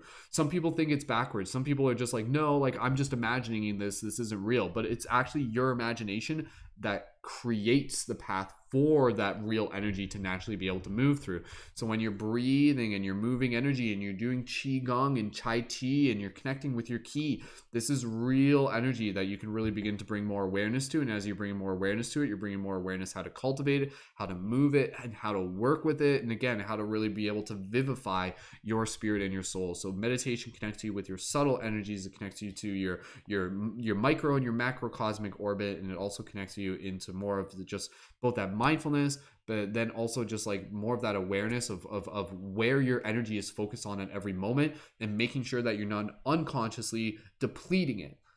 Because that's what happens. That's what happens when people aren't practicing mindfulness. Their energy is naturally being spread all over the place, and then their baseline reality is them being exhausted.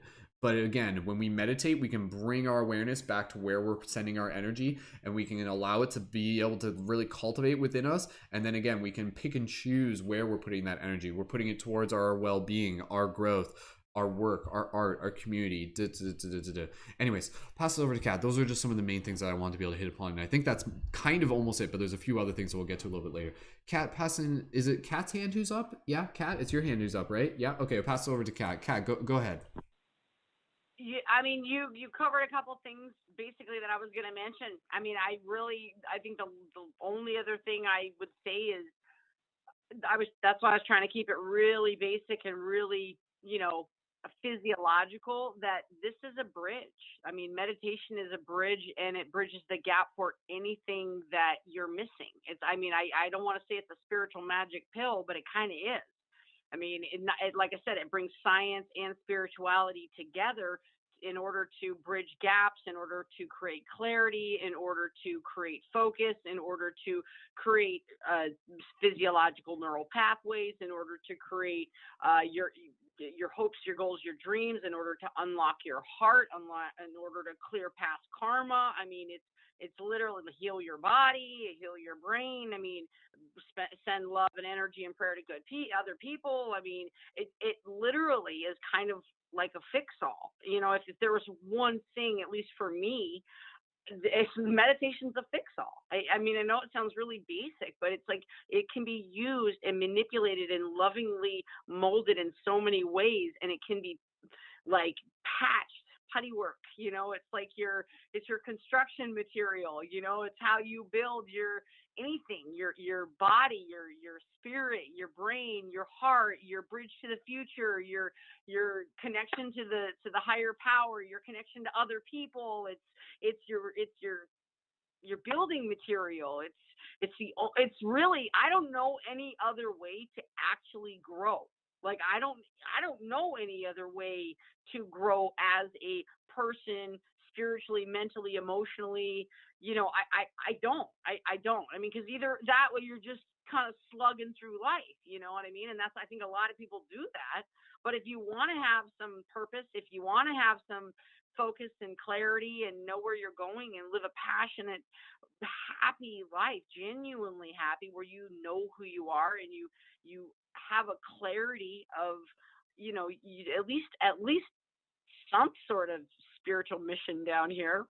I don't know. I mean, maybe you're happy in your bliss, and that's okay too. There's no judgment either way. But if you want to get deeper into your spirituality, your mission, and figure out who you are, I don't know any other way but meditation. Definitely, it's a great equalizer. Absolutely. Again, you know, it's here for us to be able to explore. So, Kat, I appreciate again you just holding space, and we're gonna do this. We're gonna make meditation cool. You know, we're gonna make meditation and mindfulness like it's already happening. So, absolutely, it is cool. It is cool. We don't even have to make it. Yeah, rock on meditation. Let's go meditate. That's awesome. Awesome. Wonderful. Thank you, Kat. All right, let's just keep moving the talking stick around here, guys. We'll get things wrapped up. I would say less than 20 minutes, give or take. A couple other things that Kat was just hitting upon that I just want to be able to jump in here with real quick, and then somebody else, go ahead, put your hand up. Who am I passing it to next? Again, at this point, anything else that you guys feel that we just haven't, Kaiey and then Kristen, that we just maybe haven't gotten too in depth with just yet?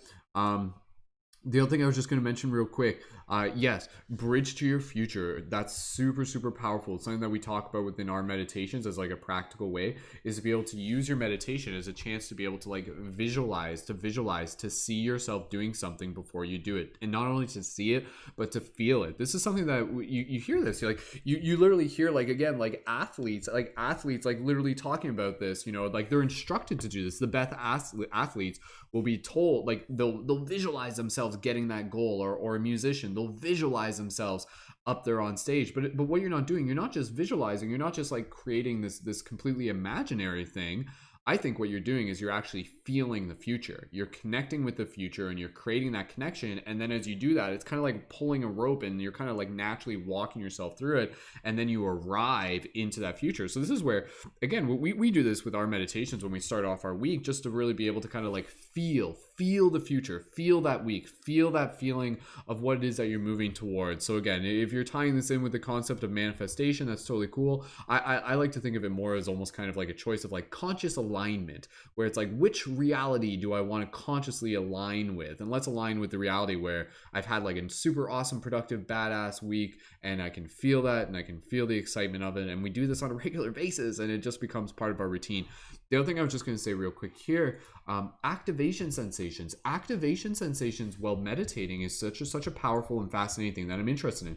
So activation sensations is a literal sensation up the spine. When we get that kundalini energy that happens, like that can happen when we drop into a meditative state. And then again, when we're connecting with the breath, and also if there's like an emotional significance as well happening with something involved within our meditation. So if you're listening to a meditation and there's like, we've done this before where I've done guided meditations meditations with us as a group, as a team, and we're doing some sort of group healing thing, and then if there's like music in the background, or maybe like somebody's talking or I'm talking, I've noticed, and then I'll just get these like waves of energy kind of like moving up through our body in those moments, and it's super, super powerful. And then you can like breathe through it, and you can continue to kind of like ride the wave with it as well. A couple other things I was just gonna, so again, activation sensations, knowing that it's something to tap into through your dream, through the meditation, is incredibly, incredibly powerful.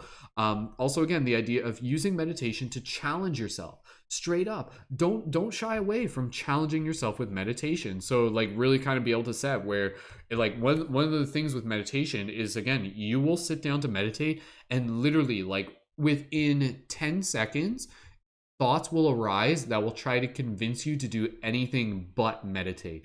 That is the ego. That is what you are becoming aware of. That is, again, like the part of yourself that is not necessarily this bad thing, but again, it's something that you can begin to become aware of and begin to see it as something that you can work with, and to begin to make more conscious, and then begin to choose. So instead of just saying like, oh, okay, I want to stand up, guess I'm going to stand up right now. But again, to be able to observe that impulse, and then to be able to challenge it. And as you do that, again, it's kind of like this child version of yourself that begins to discipline, where it's just kind of like mommy, daddy, like pulling on you, yanking on you, like I want to go do something else. And then for us, we just kind of have to gently lead through example, where we're just like, no, like that's okay, like it's okay, like we can wait, we have permission to wait.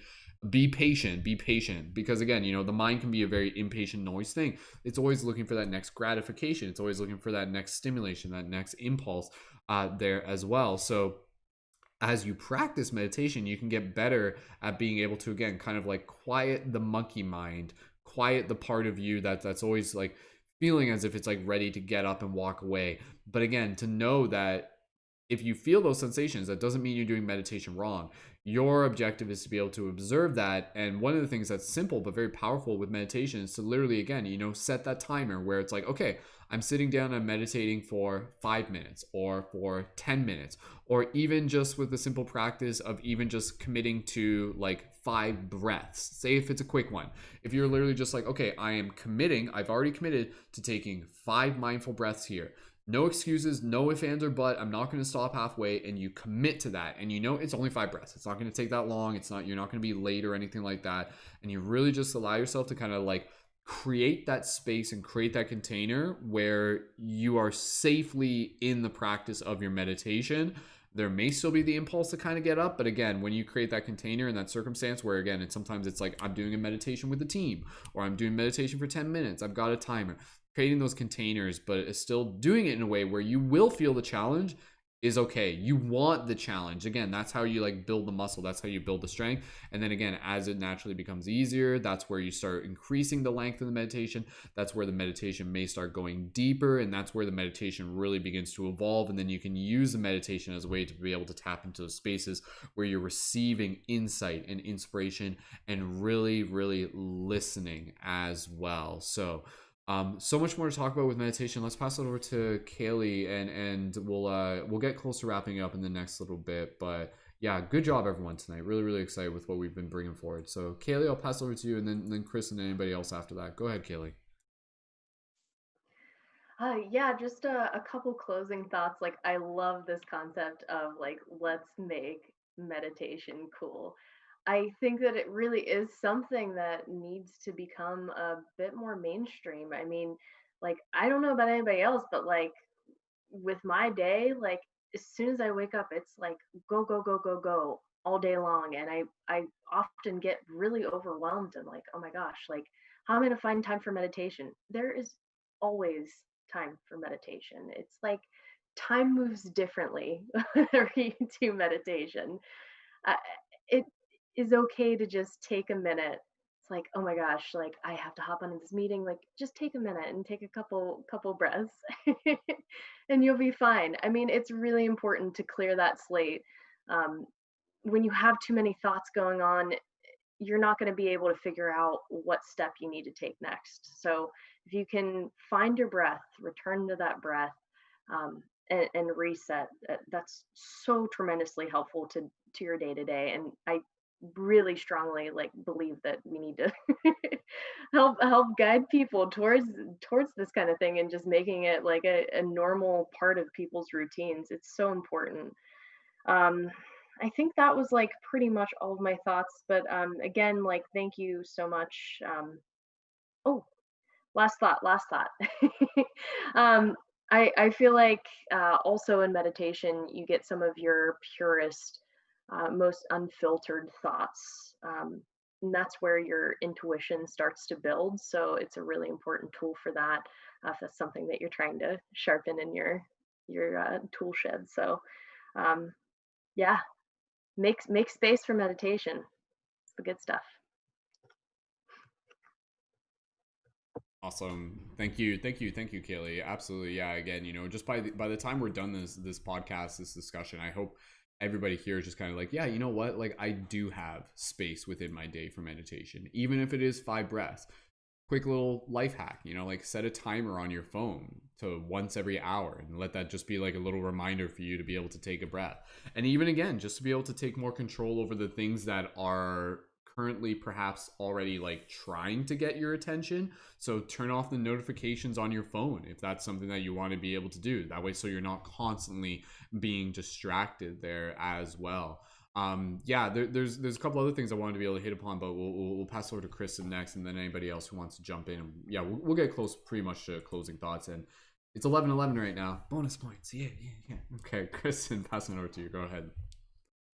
Beautiful. I love that. Yes, the life hack is my favorite thing to go to when we talk about meditation, because you can do anything in 5 breaths. You can take 5 minutes for yourself at the beginning of the day. You can take 5 out if you're having a stressful moment, and go focus on your breath. And so really just like being able to utilize these what seemingly small techniques can turn into a tool that can really help you deal with some larger problems. So just like know that you can do it anytime, and the power within that is absolutely yours. One of the things that I did want to talk about was the being able to meditate in a group space, and the power of that, and being able to project either in group or as a single person meditating, but being able to project your intentions into healing, and being able to heal Gaia, or being able to heal past situations. And so just knowing that whenever you come together in a meditative space with the intention to heal, and you can focus on your mind and get very clear about what you're wanting to do with the healing, and being able to actually follow through with that, it's super powerful. And there's a lot of different techniques you can do to do this. You can send healing to the entire earth. You can send healing to other beings. I mean, it's limitless, the amount of healing that can be done through meditation. And oh, how beautifully amplified it is whenever there's more than one soul doing it at a time. So I just wanted to touch on that. You had mentioned it earlier, and it's just an absolutely beautiful thing that I think everybody should do. And yeah, meditate, it's cool. And one of my things is like, you're worth it. You're worth taking time out of your day for. You give your time out to your job, you give it to your family or your friends or your pets or your kids. You are worth, if you're willing to give yourself to all these other things, like, know that it is worth it to give to yourself too, because whenever you give yourself that time to stop and meditate and focus on yourself, you're building your health, you're giving yourself love, and you're going to be able to show up in the other areas of your life in a better way, in a more whole way, and being able to focus and everything. So yeah, I encourage you to show yourself some love and take some time out to meditate in whatever way works best for you. Wonderful. Awesome. Thank you so much. Thank you, Kristen. All right, let's keep moving along here. Who else just wants to jump in at the moment? There's a couple other things I wanted to be able to share, but again, any other just like thoughts on what somebody else said, or any additional things? Justine, pass over to you. Go ahead.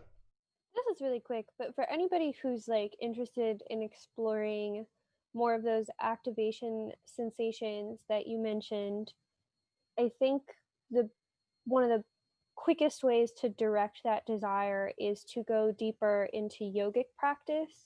and specifically try either Kundalini meditation or even just start working with mudras. And I really recommend that you research this in some way on your own, because it is a very like deep practice for most people. But I think you'll find that when you start incorporating intentional positioning into your meditation practice, that can really open the door in a safe and moderated way to those activation sensations. Because one of the things that can happen is sometimes people can activate themselves before they have the tool set, or the, is sort of like hard to hack down a tree with a butter knife sort of a thing. So I just highly recommend learning more about mudras. And there's meditation is such an ancient practice. There's so much information, so I just really encourage people, like, yes, explore on your own. Anything that is given to you, go in on it. But also, if you just have a curiosity, do some research. There's loads and loads of good stuff out there. Justine, do you have any particular mudras that are perhaps some of your favorite go-to ones, and something you could maybe explain audio wise? No pressure, like, honestly. I really feel that I'm not like qualified because I'm not a yoga teacher, but I will say that my personal favorite mudra is this one. Explain for the people who don't have the video. Okay, so it sort of looks like an OK symbol. I have both hands with the pad of my first finger, Jupiter finger, whatever you want to call that, your first digit that's not your index thumb. Finger, I think is index finger. Yeah. Thank you. Multilingual household, struggling. It's late. And it's touching the pad of my thumb, and then I have my 3 other finger digits, sort of just gently. They're not mushed up against each other. There's some gentle space between them, but they're not like splayed out either. And I'm forgetting the name of this mudra. It has a name. All mudras have names, but this one, for me in my practice, the reason it's my favorite is because it's about balancing wisdom and sort of heart, soul-centered knowledge. So like, it helps me reconnect a lot as somebody who is sort of more cerebral by nature, and balance that energy for myself. And in my experience, I have practiced yoga for a really, really, really long time, like over a decade by a lot now, not to age myself, but it's different for everybody, because we're all like, there's at least several million incarnations of us that are different. It's not likely that exactly what your neighbor's body will be doing is what your body will be doing. Quite to the contrary. So different mudras are going to feel different in different bodies. And that's part of why I encourage so much, like, do your own research, find a really competent teacher, preferably somebody who has heritage themselves or is deeply steeped in a respectful and appreciative way in Indian tradition, if you're going to go down the route of, incorporating mudras and mantras from India in your practice. But it can open a whole new world if you're willing to do the work.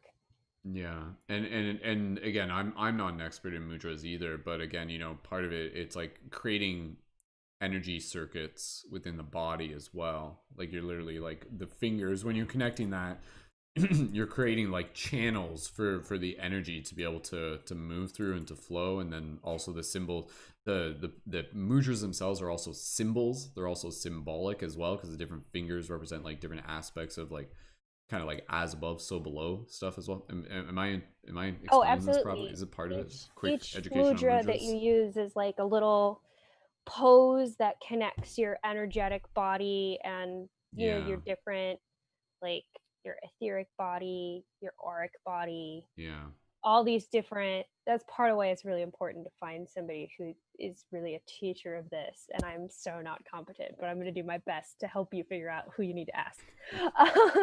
But yeah, it's when you are doing a mudra, you're actually completing the energetic circuits in your body in a certain way to encourage certain energies. And the mudras themselves as poses have meanings that are connected to Sanskrit words, which are like consciousness ideas. It's very involved. It's very complex, very multi-layered. Yeah. There's a lot there, but I guess probably like pop culture wise, people are pretty familiar with chakras and the idea of there being energetic wheels in the body. There's a lot more than just those 7 wheels that, you know, we're familiar with rainbow wise in the West going on energetically in your body. And so when you are studying through that tradition of meditation, you're employing the mudras in a very tactical and I would say almost scientific way based on that energy circuitry. So yes, it's combining what's known about the energetic body and also about consciousness in a finger pose. Right. Yeah. Yeah, no, it's definitely something that I think, again, you know, if you're interested in meditation, it is something that I think all of us should look into just to be able to educate ourselves on it a bit, whether or not it's something you fully decide to incorporate into your practice. But again, you know, it's a tool, it's a method, it's a faculty for being able to tap into more of, again, you know, the connection between our physical body, our etheric body, our mental body. So yeah, you know, just being able to find a way that works for you, or just being able to do some kind of like gentle posture with your hands that allow you just to simply be comfortable in whatever format. But yeah, no, mudras, M-U-N-D-R-A, and then mantras, again, you know, for those who may be new to this, mantras would be the tones, the vocal tonations, and that's something that maybe we'll talk a little bit more about in another discussion. But there's so many of those, and then the idea there is that different tones correlate with like different energy centers in the body, so that as you're working with different tones, you're actually kind of like working it's like a tuning fork, and when you make the actual tone, it actually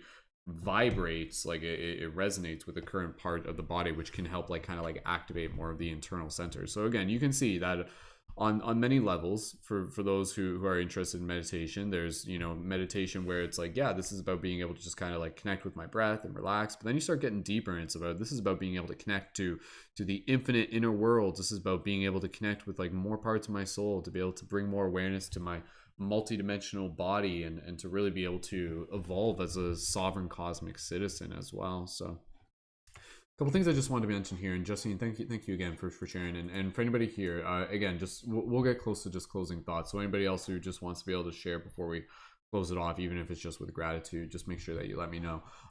Closing thoughts that I just wanted to be able to share here. So this is already mentioned before, but I just wanted to be able to go back to it. The idea of using meditation to be able to get clarity on your next steps. This is so valuable. Again, you know, I'm sure we've all experienced this, where, as I kind of talked about before, meditation is a very powerful practice and habit to get into, to be able to shift from being in a reactive mindset habit into more of a responsible mindset habit. And so oftentimes, if we find that if there's like something that we're gonna do, if we just kind of like rush into it, not that it happens all the time, but if we rush into it perhaps based on like a high energetic emotional reaction, and not even necessarily a negative emotional reaction, sometimes the things sometimes that are the biggest quote unquote mistakes, and I'm putting that in quotes right now, are things that we do kind of like really quickly, but we'll actually do it from a place of excitement. We do it from a place of like genuine like honesty, but then we actually do something, and then we're just like, oh crap, like I didn't I did something, and maybe it cross somebody else's boundary, like there was something else, there was some little detail that you missed, but you were so excited and you wanted to help, and you just kind of like did something, and then you accidentally did something that you're just like, oh crap, damn it, what was it, like, my own excitement kind of like made me foolish, even just for a moment. I've experienced that. I'm sure we've all experienced that. But again, even a moment such as that is something where, you know, if we just get into this habit of really just being able to kind of like bring in some form of reflection and clarity and observation before we kind of jump into those next steps, and it will just allow us to really be able to get into those places where maybe we don't have to make as many of those quote unquote mistakes. We will continue to make the mistakes, but maybe we don't have to make as many of them as we continue to kind of move forward. So that's one thing that I think meditation is very, very valuable with as well. And again, just being able to bring more awareness to the internal responses and reactions. And when we do have reactions to things that trigger us and things like that, it's great to get curious about those feelings, get curious about those reactions. Where is that coming from? Is that coming from a part of myself that maybe is, you know, like still kind of connected to a deeper wound, to a deeper reaction? And then to just be able to kind of like begin to bring more conscious awareness to those parts of yourself, and then thus in turn to be able to choose whether or not that's a pattern that you just want to keep. Maybe you do, or maybe you unconsciously don't. Or again, you begin to kind of bring more awareness to it, bring more self-consciousness to it, and then next time it happens, you say like, oh wait, no, okay, let's not do that exact same thing. Let's bring a little bit more of a different pattern into it.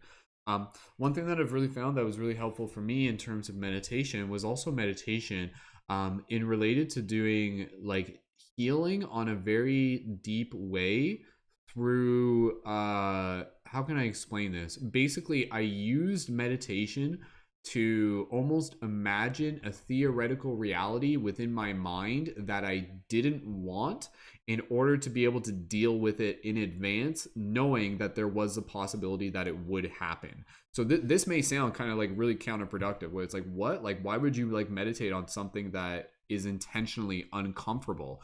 But you listen to, again, you know, a lot of like the ancients and stuff, they would literally say, you know, meditate like on your own death, meditate on your shadow, meditate on your fear, sit with it, look at it, pay attention to it, heal it, talk to it, listen to it, right? So just as a quick example, this was way back in the day, but there was kind of like this period, this is a while ago, but there was a moment in my life where this practice of meditation drastically changed the way I was able to show up. And basically it was in this period where I was in a past relationship, and it was kind of in this phase where like the partner, she was kind of like beginning to get feelings for another partner, for another person, another guy, and the communication just wasn't fully there, and it was like kind of like an open relationship. At that point, I didn't even know what polyamory was at that point. Like, this was a while ago, but more or less within my mind there was just kind of like this idea of just like, okay, like maybe this is outside of my control. What can I control right now? Like, maybe they will get together,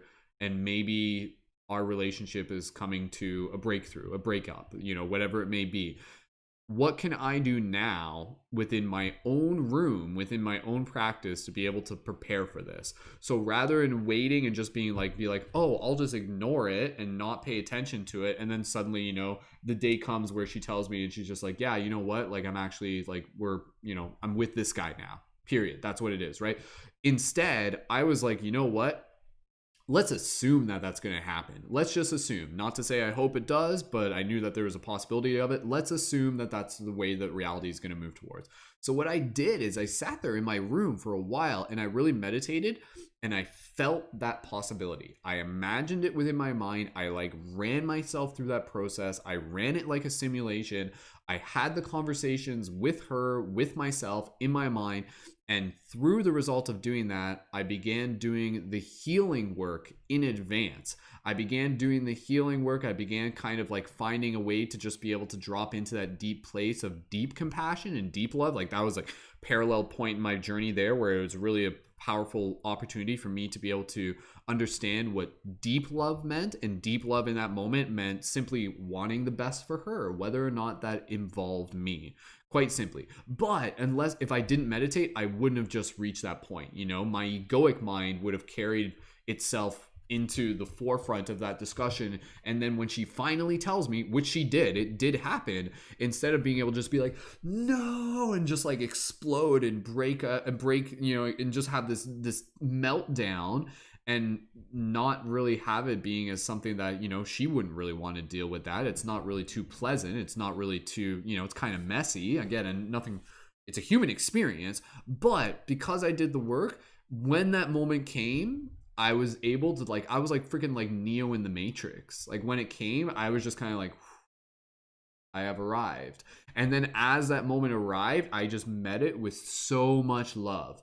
Like, and looking back, like there's a period through my experience with that whole situation, and I look back on it and I'm just like, whoa, like I was just like so like I was like really present, like really like I almost felt like I was just kind of like, yeah, like I was almost like kind of like this higher perspective idea on it. But because I was able to do that, I was able to just bring this like really deep compassion into the discussions that we had, and into the way the transformation and the breakup continued to kind of like move before that. It still hurt, absolutely, but because I used meditation, I was able to preemptively kind of run this simulation to feel the feelings and to deal with those feelings in advance and to heal with them. And then when that situation arrived, I was able to meet it with more grace.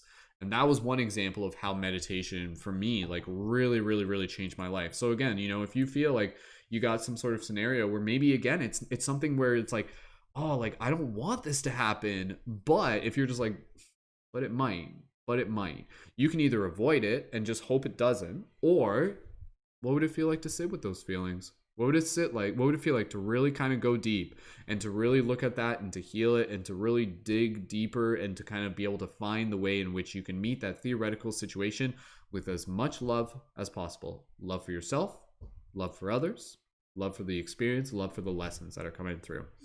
So, let me know, guys, who am I passing it to next? There's just a couple things that I want to be able to mention here, and this is leading into even in the coming weeks.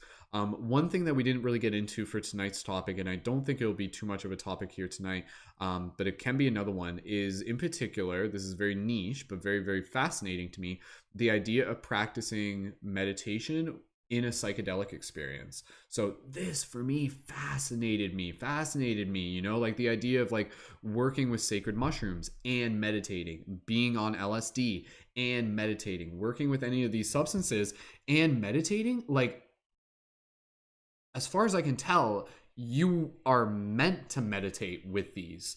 Like, I'm not telling you you should. You can do whatever you want. Have respect for them, obviously. I'm not eliciting, you know, I'm not telling you to do anything illegal. Do your own research. This is my experience, etc., etc. But through my own experience, being able to meditate well on these, working with these experiences, like, it just, like, takes you into, like, this, like, infinite realm of like Mandelbrot's unfolding upon itself, and you're like creating landscapes with your mind, and you like are in like a dream, lucid dream, imagination realm. It was just like so incredibly powerful. It was so beautiful, and it was something that even still I'm like, wow, I was just kind of like scratching the surface there. So again, meditation is a way for us to kind of be able to like pilot the vessel of our consciousness. You know, if you're not meditating, you'll probably just gonna go boop boop boop boop boop. But if you're working with something like psychedelics or otherwise, you are intentionally choosing where you are moving your ship, where are you directing your consciousness. So you think of your focus as like a laser, you know, and you're pointing it, and you're really moving it into different places. So that's fascinating. And then the other thing I just wanted to be able to mention here, and then I'll pass it to the next person, is again, this idea of in the near future, coming up in November, we are going to have another podcast on UFOs and consciousness. One of the things that we talked about before is the idea of human initiated UFO contact. So CE5, human initiated contact.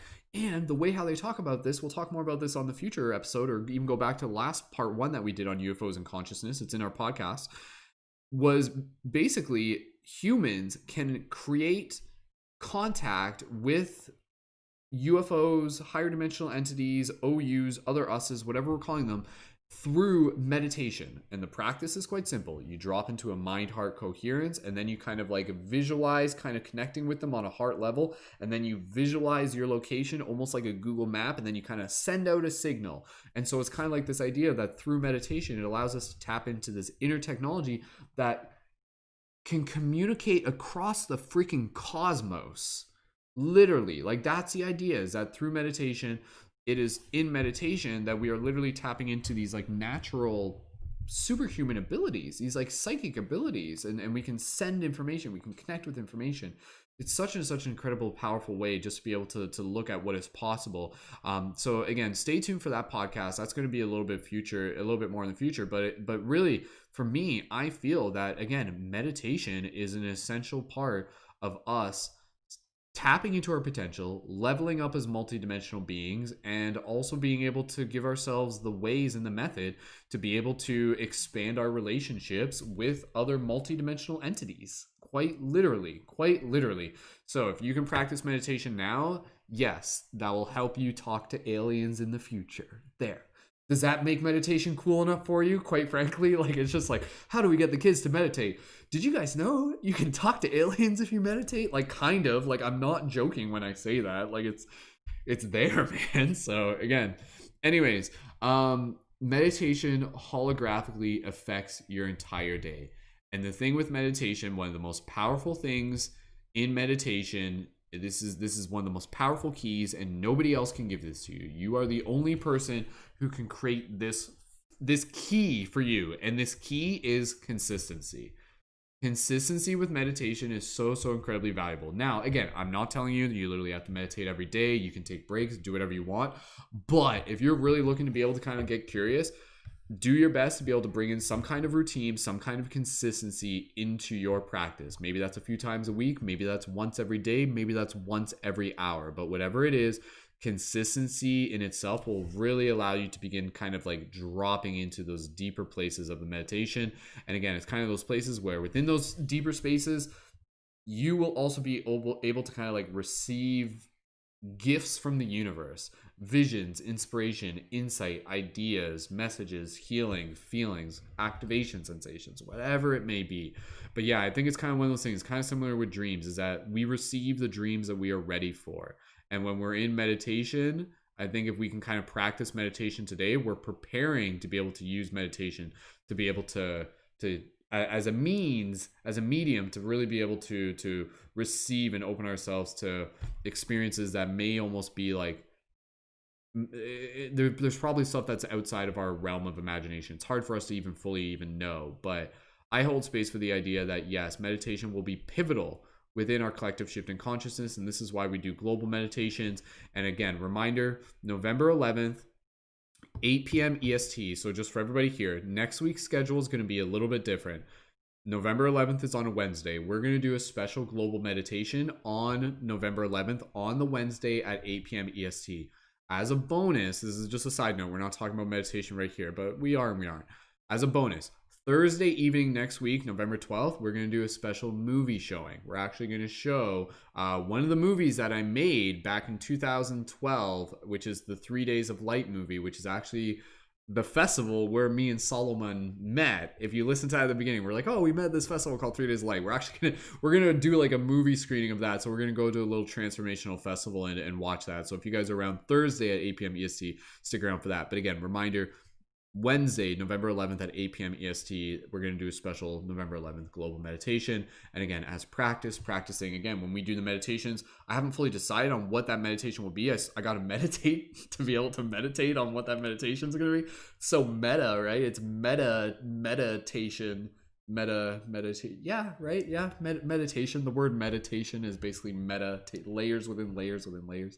But yeah, stay tuned for that. There will be more news on that to be able to come. But again, the power of global meditation is definitely something that I think we, again, as a community, are still just kind of scratching the surface of. And I think, again, we've experienced this. We've experienced meditation within group meditations that we've done within a community where we know that when we do meditation, it can open us up to like healing and releasing and inspiration and activation and seeing ourselves within this bigger story and collectively feeling what it's like to be able to put our intentions out there and then to be able to see them ripple back and really to be able to just connect on a deeper level as a team as well. So if you're new to our community, definitely feel free to check out our team meditations. Again, we do the regular team meditations Monday to Friday, 10 a.m. Eastern Standard Time. Make sure you guys are joined into our Discord server to be able to get the links for those. I lead on Monday and Friday, so literally we got another team meditation on Friday as well, but you can check out all the recording for those as well, and make sure you join the Discord. Okay, team, let's get close to wrapping this up. Make sure if there's anything that maybe we didn't miss, that we missed somehow, please feel free to let us know. Obviously there's more to be able to go, but I think we hit upon quite a bit with this topic tonight. And the other things that I didn't mention, just kind of like using nature as a tool to be able to help you with meditating. Try meditating like in your house, and then try meditating out in nature and notice the difference it makes.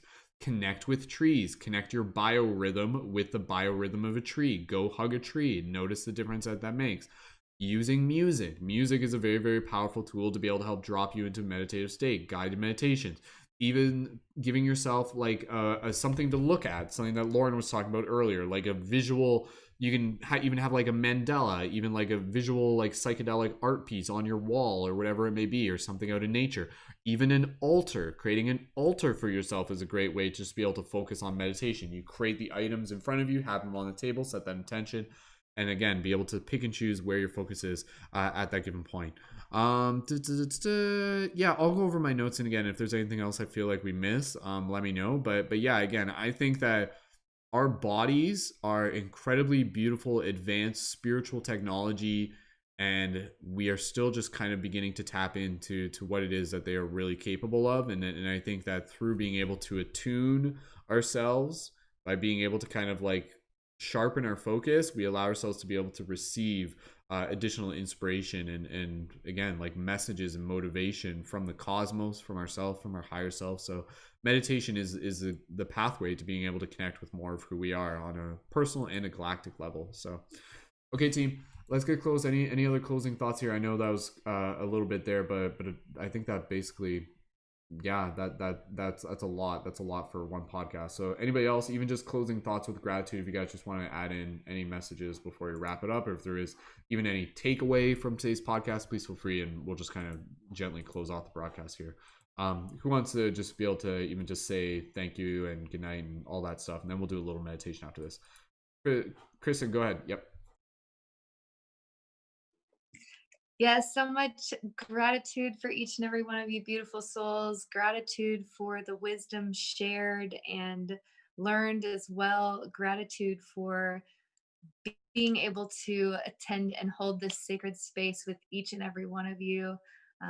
Namaste, beautiful souls. Sending you all love for your evening. And I just hope that this podcast has sparked the imagination in you and desire to connect with meditation in a deeper way in your own practice. So sending you all love and just so much gratitude from my heart to yours.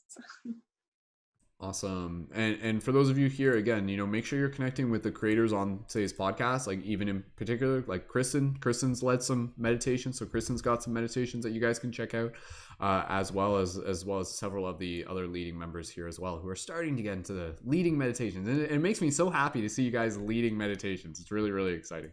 Like, and again, it flexes our ability for storytelling too, right? So storytelling and meditation go hand in hand. Beautiful. Awesome. All right. Okay. Anybody else? Again, even just, if you guys don't mind, even just going around one more time and we'll say goodnight. So Kaci, go ahead. Pass it over to you. Thank you everyone for sharing your knowledge. I share gratitude to everything, really. Like, thank you for creating this wonderful family on YouTube. Like very, very grateful. It's been a wonderful month of just learning a bunch of things. So yeah, thanks. Awesome. Thank you, Kaci, as well for being a part of the family. No, it's really cool. It's really cool. I appreciate every single one of you. All right. Kaiey, Justine, anything else you guys just want to close off with? Go ahead and let us know. Justine and then Kaiey. Oh, okay. Justine, I was really quick. I just wanted to say thank you all for being here with us tonight. I appreciate you all so much, and I'm so excited for everybody as we go deeper on our meditation journeys. Awesome. Sweet. Kaiey, go right ahead. And thank you, Justine. Ditto to all of that. I'm just so grateful for this community and the beautiful opportunities to grow each and every day with some awesome spiritual individuals like yourself. So thank you all for sharing your gifts, and let's do it. Wonderful. Awesome. All right, team. So with that said, just inviting everyone to get nice and comfortable. We're just going to close off with a regular routine meditation that we do, just to be able to kind of close off the circle. Again, in conclusion, I think that we've officially made meditation a little bit more cool. If you're listening closely, you'll know that if you want to talk to aliens, meditation's one way to do it. If you want to be able to tap into more of your dream space, meditation's way to do it. If you want to be able to kind of shift from reaction to response, tap into more of that loving awareness, be able to practice tapping into your psychic abilities and communicating with your friends through remote viewing and things like that. The limits, there are no limits. I mean, that's the idea, right? Like, the meditation is being able to connect in with the imagination, the nation of the magi. So when we really tap into meditation, that's us tapping into our natural role as wizards. So all right, let's practice flexing our imagination and connecting into our heart space here. Thank you everyone again for showing up. Just inviting everybody here to get nice and comfortable. This will just be a quick closing meditation. So we're going to go back and we're going to visualize all of us just kind of being in that circle that we started off with, and then we'll just close it off there with some gratitude. So when everyone's ready, go ahead and gently close your eyes. As you listen to my voice, begin connecting with your breath. Soft, gentle inhales. Soft, gentle exhales. Straighten up your posture, open up your chest, relax your spine. And just taking a moment here to be able to bring yourself into that heart space. Visualizing all the people sitting in this beautiful circle. You can put your hand on your heart if you wish. And just looking around and thanking them again for being here, for sharing their wisdom, for listening, for holding space, for growing, for being a sacred mirror. Feeling that love in return, really just connecting on that energetic level. And from here, gently just imagining all of us slowly standing up, and we can all just imagine joining in a big group hug. And you can add a soft, gentle sway to your body as you feel the gentle sway of the group. And you can imagine yourself maybe on the inside of the hug or maybe on the outside. And you can physically give yourself a bit of a hug right now if you wish. Just wrapping your arms yourself around you. Just breathe here for a moment. Just feeling this loving awareness in this moment. Feeling this breath. Feeling the cosmos through your breath. Just breathe here for a moment and allow yourself to either just be able to speak words of gratitude, inspiration, motivation from your heart to the team, as well as receive any messages from the team as well. Just go ahead, be here in this moment for the next little bit.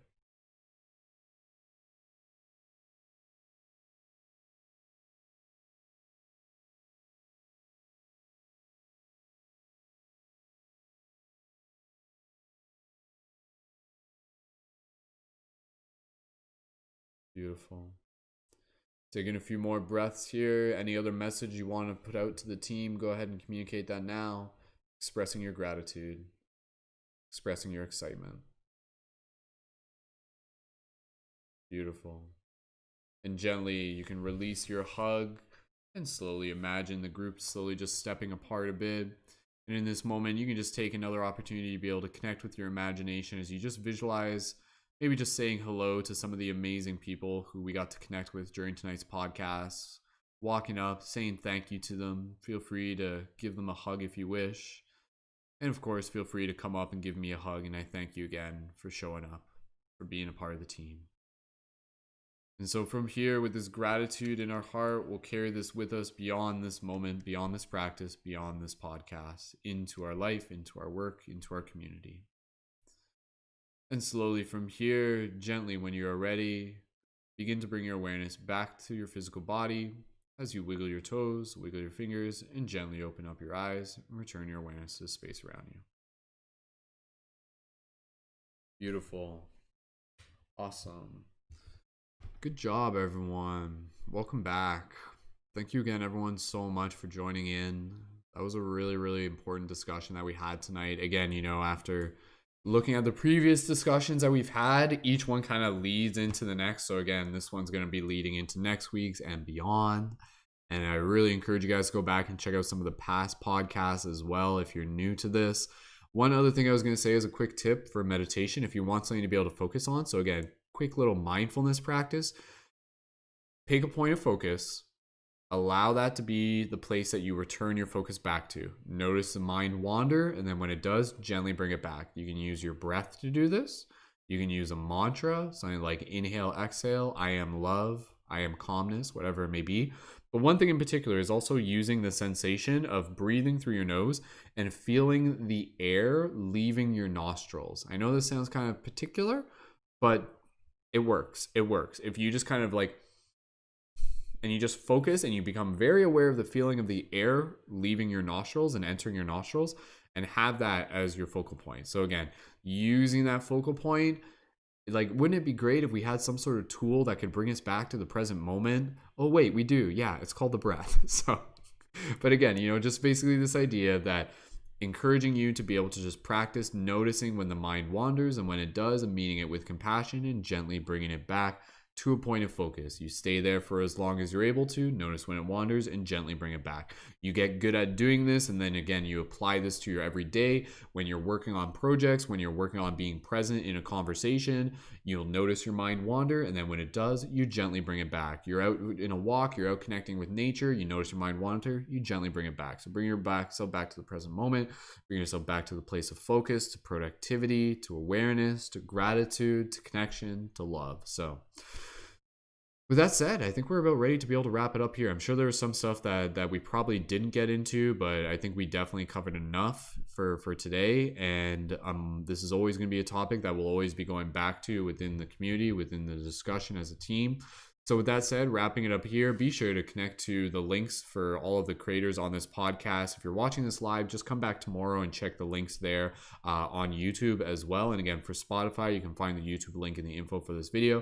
If you guys haven't yet, go ahead and join our Discord server and make sure that you are synced up there so that you can tune in for the other team meditations that we do Monday to Friday at 10 a.m. Eastern Standard Time. The links are posted through those in the Discord server. And again, if you would like to be able to connect further within the community and add your support on Patreon, please feel free to do that. You can join as a leading member to join on air for their future podcast discussion, get full access to our team chat, access to me as a conscious media creation coach, discount for item shop, lots of other cool stuff. And again, if you even just want to check out our item shop, that's a great way to be able to help promote the community. And yeah, stay tuned for more inspirational podcasts. And again, next week's schedule, November 11th, 8 p.m. EST, and then come back on YouTube for our special movie watch that night for 3 days of light. So thank you again, everyone, so much for being here, for again, not only listening to this discussion, but simply allowing yourself to be able to receive this wisdom, embody it, implement it into your practice, to be able to cultivate this excitement, and really begin to fall in love. Really do your best to begin to fall in love with meditation, whatever that means to you. Make it fun, make it exciting, make it movement, make it art, make it music, make it whatever it is for you that both brings you into the present moment, and then again, also helps you sharpen your focus, helps you refine your will, challenges you in a way, and helps you strengthen your mind and strengthen your connection, again, to be able to prepare you for the future meditations that are still to come. So reminder, join in for our team meditations to the best of your ability, Monday to Friday at 10 a.m. Eastern Standard Time. And with that said, we are going to wrap up this broadcast and call it a mission accomplished. So yeah, there we go. Okay, awesome. All right, so with that said, team, just inviting everybody here to gently be able to finish off this meditation, finish off this broadcast with just like a little, let's do like send some love by just like sending some like ohms out to all the people tuned in here. So fellow leading members, gently putting you guys up on panel view, and yeah, let's just send some love out to all the other people who are tuned in. So thank you again, everyone, so much. We love you guys. Oh, I'm doing like a wolf howl. Wow, I don't know if that worked.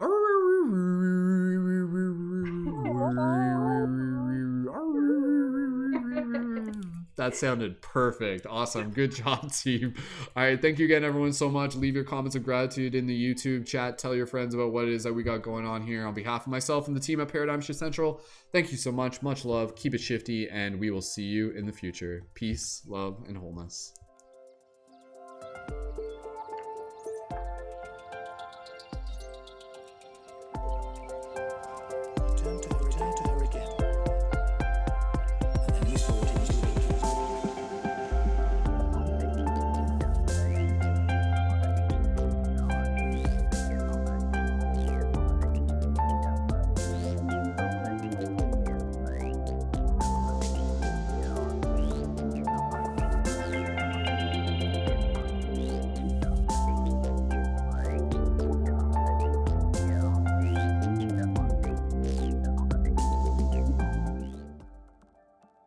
Special thank you to Danny Leonardo, whose music is featured at the beginning and end of this podcast. Be sure to check out more of Danny's work in the YouTube info. Thank you, Danny.